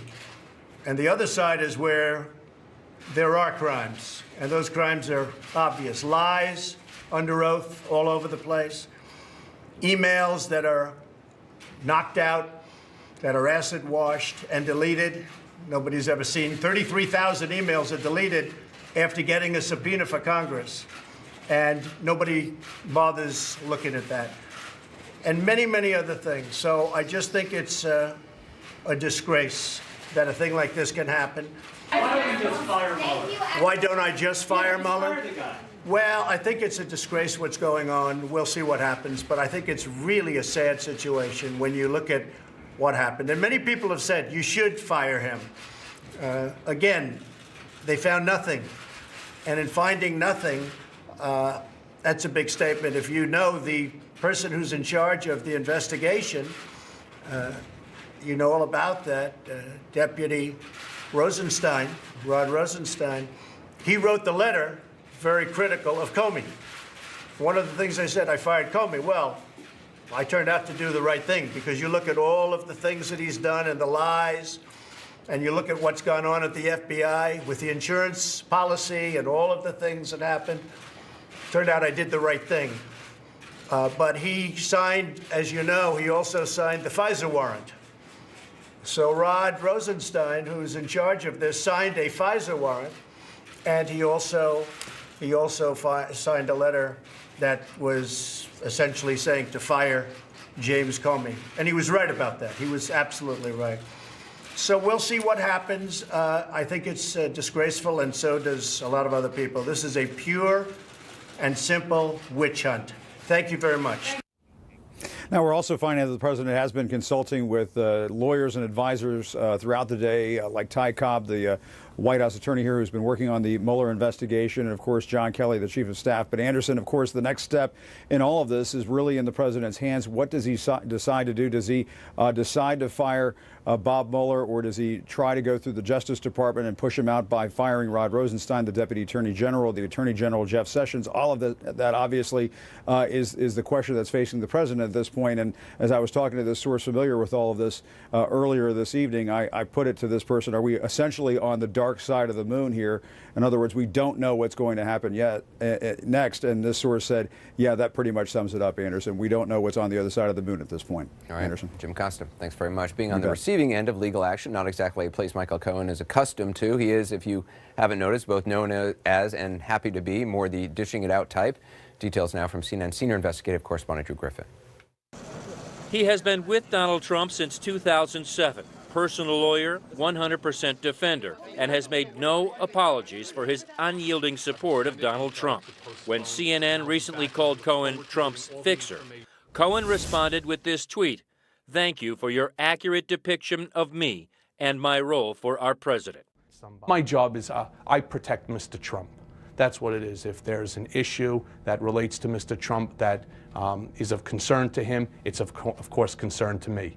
And I will use my legal skills within which to protect Mr. Trump to the best of my ability. The skills have included threatening reporters, buying silence, bullying tactics to prevent the release of damaging information about the president. He's the guy that you could call at 3 in the morning when you have a problem. Do you know stories of Donald Trump calling him at 3 in the morning? Donald Trump has called him at all hours of the night. Every dinner I've been at with Michael, the boss has called.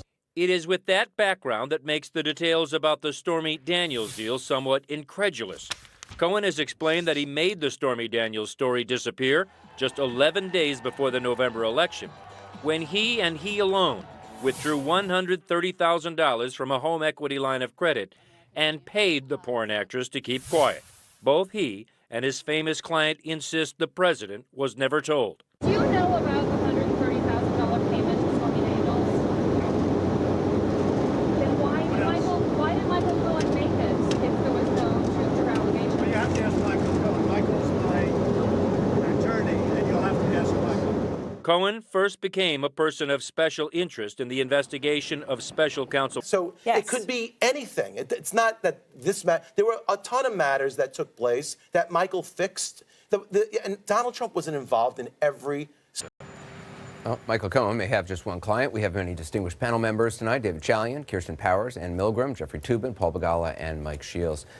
Jeff, you know, the president saying that, basically linking all of this to Robert Mueller, the person who actually authorized this raid would be the head of the Southern District, who's a appointee of the president. Jeffrey Berman, the U.S. attorney, appointed by Donald Trump. But not just that. Remember, he didn't have the authority to order a search warrant by himself. All a U.S. attorney can do is make an application to a magistrate judge who decides whether there's enough evidence to grant a search warrant. So it's not, his complaint is not just with Robert Mueller, it's with his own appointee, Jeff Berman, and the judges who approved the search warrant. So the idea that this is somehow Bob Mueller off on a rogue tangent by himself is just completely belied by the facts. It's also interesting, and to hear them, the president talk about the FBI kind of breaking into his as if it's like Daniel Ellsberg's office, Right. you know, his psychiatrist's office, and they're stealing documents.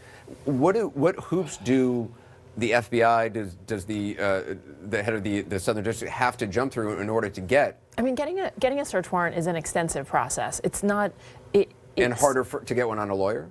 Yes, absolutely. There's a United States Attorney's Manual that the entire Department of Justice follows, whether you're at Main Justice or in a local U.S. Attorney's office, and there's a special section on what happens when you're trying to get information, how you approach lawyers. It is incredibly sensitive because much of the communication is privileged.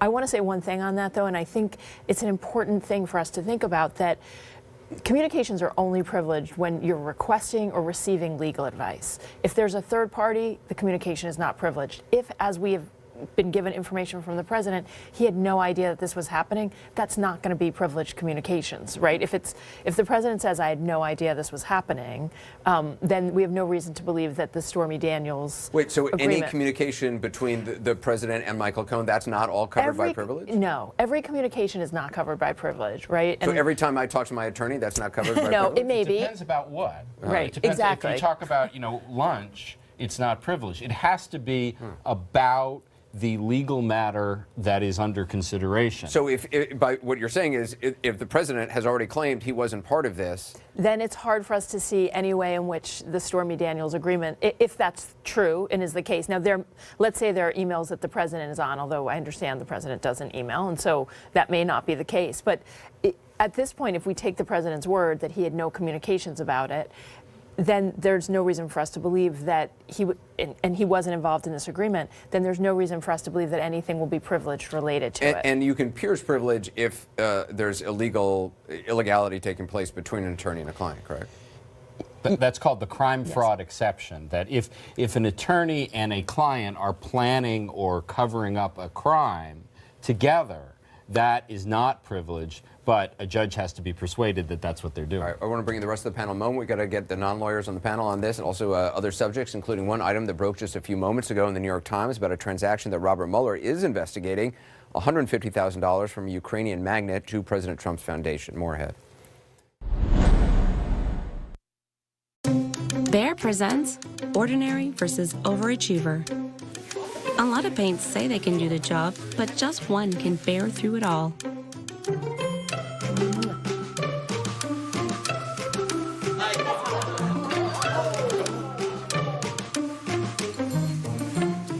Bear Premium Plus, a top-rated interior paint at a great price. Family-friendly, disaster-proof. Find it exclusively at the Home Depot.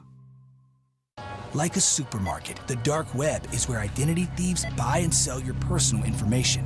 But now you can protect yourself with Experian. Get a completely free dark web scan to see if your identity has already been compromised. Go to Experian.com/free scan. The closer you get to home, the more you know the commute is worth it. You and that John Deere tractor. You can keep dreaming up projects all the way home. It's a longer drive, but just like a John Deere, it's worth it. You wouldn't accept an incomplete job from anyone else. Why accept it from your allergy pills? Flonase relieves your worst symptoms, including nasal congestion, which most pills don't. Flonase helps block 6 key inflammatory substances. Most pills only block 1. Flonase.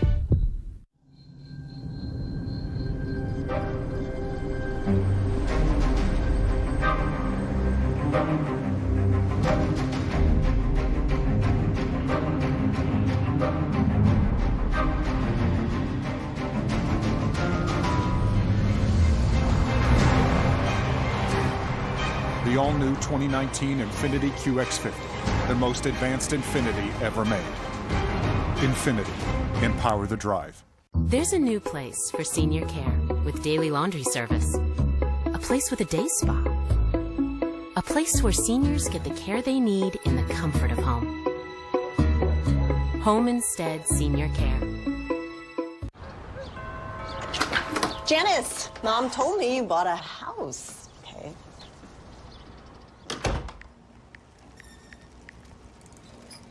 So now that you have a house, you can use Home Code Explorer. Quiet, I'm blasting my quads. Janice, look, I'm in a meeting. Janice, look. Look. I'm looking. It's easy. You just answer some simple questions online and you get coverage options to choose from. You're ruining my workout. Cycling is my passion. You take care of business. Let Office Depot Office Max take care of you. And this week only at Office Depot Office Max, HP ink is buy one, get one for 30% off. Plus, never run out of ink with an Office Depot ink and toner subscription at officedepot.com/ink. At Safe Flight Auto Glass, we know that when you're spending time with the grandkids, every minute counts. And you don't have time for a cracked windshield. That's why at Safe Flight, we'll show you exactly when we'll be there with a replacement you can trust. Hold on, sir. Looks great. Thanks for choosing Safe Flight. Thank you. Bye. Bye. Saving you time so you can keep saving the world. Safe Flight Repair. Safe Flight Replace. This is where life expresses itself as an endless flow of energy. Are you ready? Atlantis, Bahamas at heart. Book by April 16th for summer savings at 1-800-ATLANTIS or AtlantisBahamas.com. Well, a remarkable day in politics. The focus of the breaking news tonight, Michael Cohen. The FBI has raided his office, hotel room, and reportedly his apartment or home. However, the case apparently at the center of it all is the one being brought by Mr. Cohen's arch adversary, Stormy Daniels' attorney, Michael Avenatti. I spoke to Michael at length earlier in the program. Here's part of what he said. This is a very, very serious matter, needless to say. And as I predicted last week, it appears that the noose is tightening around Michael Cohen. I think the president has considerable reason to be concerned. A lot of faith and confidence has been put in Michael Cohen. I think the expectation was that he was going to be the fall guy. This is a very, very serious matter. There's no question that it stems from our case and the amount of attention that our case has attracted over the last 6 weeks. But make no mistake about it, there's going to be a lot of sleepless nights at the White House from here on out. And back now with our panel. Mike, how do you see this? I mean, given all the moving parts today? Well, look, I think it's a bet, and they'd better find something. Because the public the president is saying, I'm being attacked needlessly. Now we're raiding the president's personal lawyer's office. And if you don't find something, then the weight of look at what a witch hunt this is. It has nothing to do with collusion. There's been no evidence found. They're now raiding my personal lawyer. It's almost saying I can't have a lawyer without him even being raided, and you don't find anything. The credibility of the entire investigation is going to rest on that. So I think Robert Mueller, he set this in motion. We can say it was somebody else that executed it. It started with him. If this doesn't work, this is a huge bet that he's making that that something's going to be found in this, because it's going to make him look terrible if nothing comes out of it. Mr. Mueller has public confidence across the spectrum. The president bangs on him, and there's some kind of, Fox News freak shows that say he's horrible. But in the main, American people have confidence in this guy, and they should. He's a career prosecutor, decorated Marine, a Republican. The Attorney General is a Republican. The Deputy Attorney General who reports to Mr. Mueller is a Republican appointed by Donald Trump. The head of the FBI is a Republican appointed by Donald Trump. The U.S. Attorney who apparently executed this warrant is a Republican appointed by Donald Trump. So it's really hard for Mr. Trump to make the case that No, this is but somehow he has credibility right? now because he hasn't done something this aggressive and this risky with it going wrong. So they raided Manafort. They seem to have something on him. If they raid the president's personal lawyer and send a signal to future presidents that that can happen outside of the purview of the Russian collusion mandate, and nothing is found, that is going to damage him devastatingly. Kirsten, when you heard the president talking today, what did you think? Well, I mean, I thought just a lot of what I thought he was doing what he always does, which is he's setting out the storyline for conservatives and for his supporters, which is I'm under attack, breaking into the office, which is not what happened. Of course, there was a warrant, and he's telling the story that's now going to be told throughout sort of the conservative world, so that they can say he's being persecuted and he's, and there's it's unfair. I think a lot of what you're saying, Mike, though, I think you're making a lot of speculation. We don't really know why Mueller made this referral. And first of all, as you pointed out, this raid is pretty reminiscent, frankly, of the Manafort raid, and they did find something. So I don't know why we're assuming that they're not going to find something. All anyone's doing is speculating. I mean, people have been speculating all day. He's going to fire Mueller. That's what we're all speculating here. None of us actually work in Mueller's operation. My point is, if he did something illegal, he should go to jail. This is what, we're a law and order country. If he didn't, it's a massive bet that Mueller is making. He's betting. That's the speculation, the bet. You're saying he's betting on something, and I don't know what the bet is. Okay, well, look, maybe he doesn't know he's betting. I'm telling you that maybe he didn't know it. Well, but he's risked the credibility of his investigation by going this far and this aggressively and this dramatically, because if he doesn't find something, the rest of what he's trying to do, he may find something later. The president's going to be able to credibly say, they went after my personal lawyer, tried to get into my privilege with my lawyer, and they didn't find anything. This whole thing is bumped. And that's going to have a credibility with the American people, which ultimately is what matters in these cases. Mike, doesn't that negate what we were hearing earlier about, it wasn't just Mueller, he referred it, but that then there was the U.S. attorney in the Southern District, that there was a magistrate, a judge to look into this. So it wasn't just Mueller on his own deciding to do this, but that other people looked at this. No, but I'm talking about the public perception. I'm talking about the political public, which ultimately is what all these things come down to, right? If you're sort of, I think up to this point, Mueller's been very tight on this stuff. This is a dramatic move, right? We can all agree on that. That's not speculation. We all believe this is dramatic. This is serious. If you don't find something, if you do go to these lengths, or you find something that's not that big of a deal, and it's been raised to this level, I believe the public's credibility starts to turn against Mueller, because they're saying, what are you doing? This has been going on for over a year. This has nothing to do with Russian collusion. This has nothing to do with Russians getting on Facebook. You're now going after the president's personal lawyer and not finding anything. Here, I just want to ask, though, is this, he didn't refer and say, you are to do X, Y, and Z with this. He just found something. This is where I think we have to hit pause, because if it is the case that Mueller saw evidence of potential criminal activity and referred it to someone else. I had hundreds of things referred to me when I was Attorney General. Some cases we followed, some we didn't. And so it really does, you really are passing the baton to the next person to make an independent decision of, do I have enough to execute a search warrant on? Because that's the person, it's your person who's then going to the judge to say. You're also passing the baton to the person appointed by President Trump himself. Exactly. And that is the person who goes before the magistrate judge and says, I want a search warrant. But interviewed by Donald Trump, I can't think of a single U.S. attorney in history who was personally interviewed by the president before he or she were hired. It's really historically rare. Has been considered inappropriate because of the extremely sensitive nature of what U.S. attorneys do. But he did it, and he picked Jeff Berman to be the U.S. attorney. And Jeff Berman is the person who authorized this search. Which is why I think what you saw in the cabinet room today, Donald Trump, we talked a lot in the last year about him not respecting the traditional distance and independence of the Justice Department and the FBI from the presidency. I think he got a real lesson today on what that independence is. This is a moment where I think the president was, and you see it in how angry he is that it is this way, but there was a full on display example of the independence from the executive of the Justice Department fulfilling its mission. And he sat there with his national security team in the wake of a Syrian chemical gas attack, and he called this search warrant, while dramatic, perfectly legal. He called it, quote, an attack on our country. In that context, sitting around a table with men and women who are giving their lives to protect our country from real attacks, that's pretty offensive.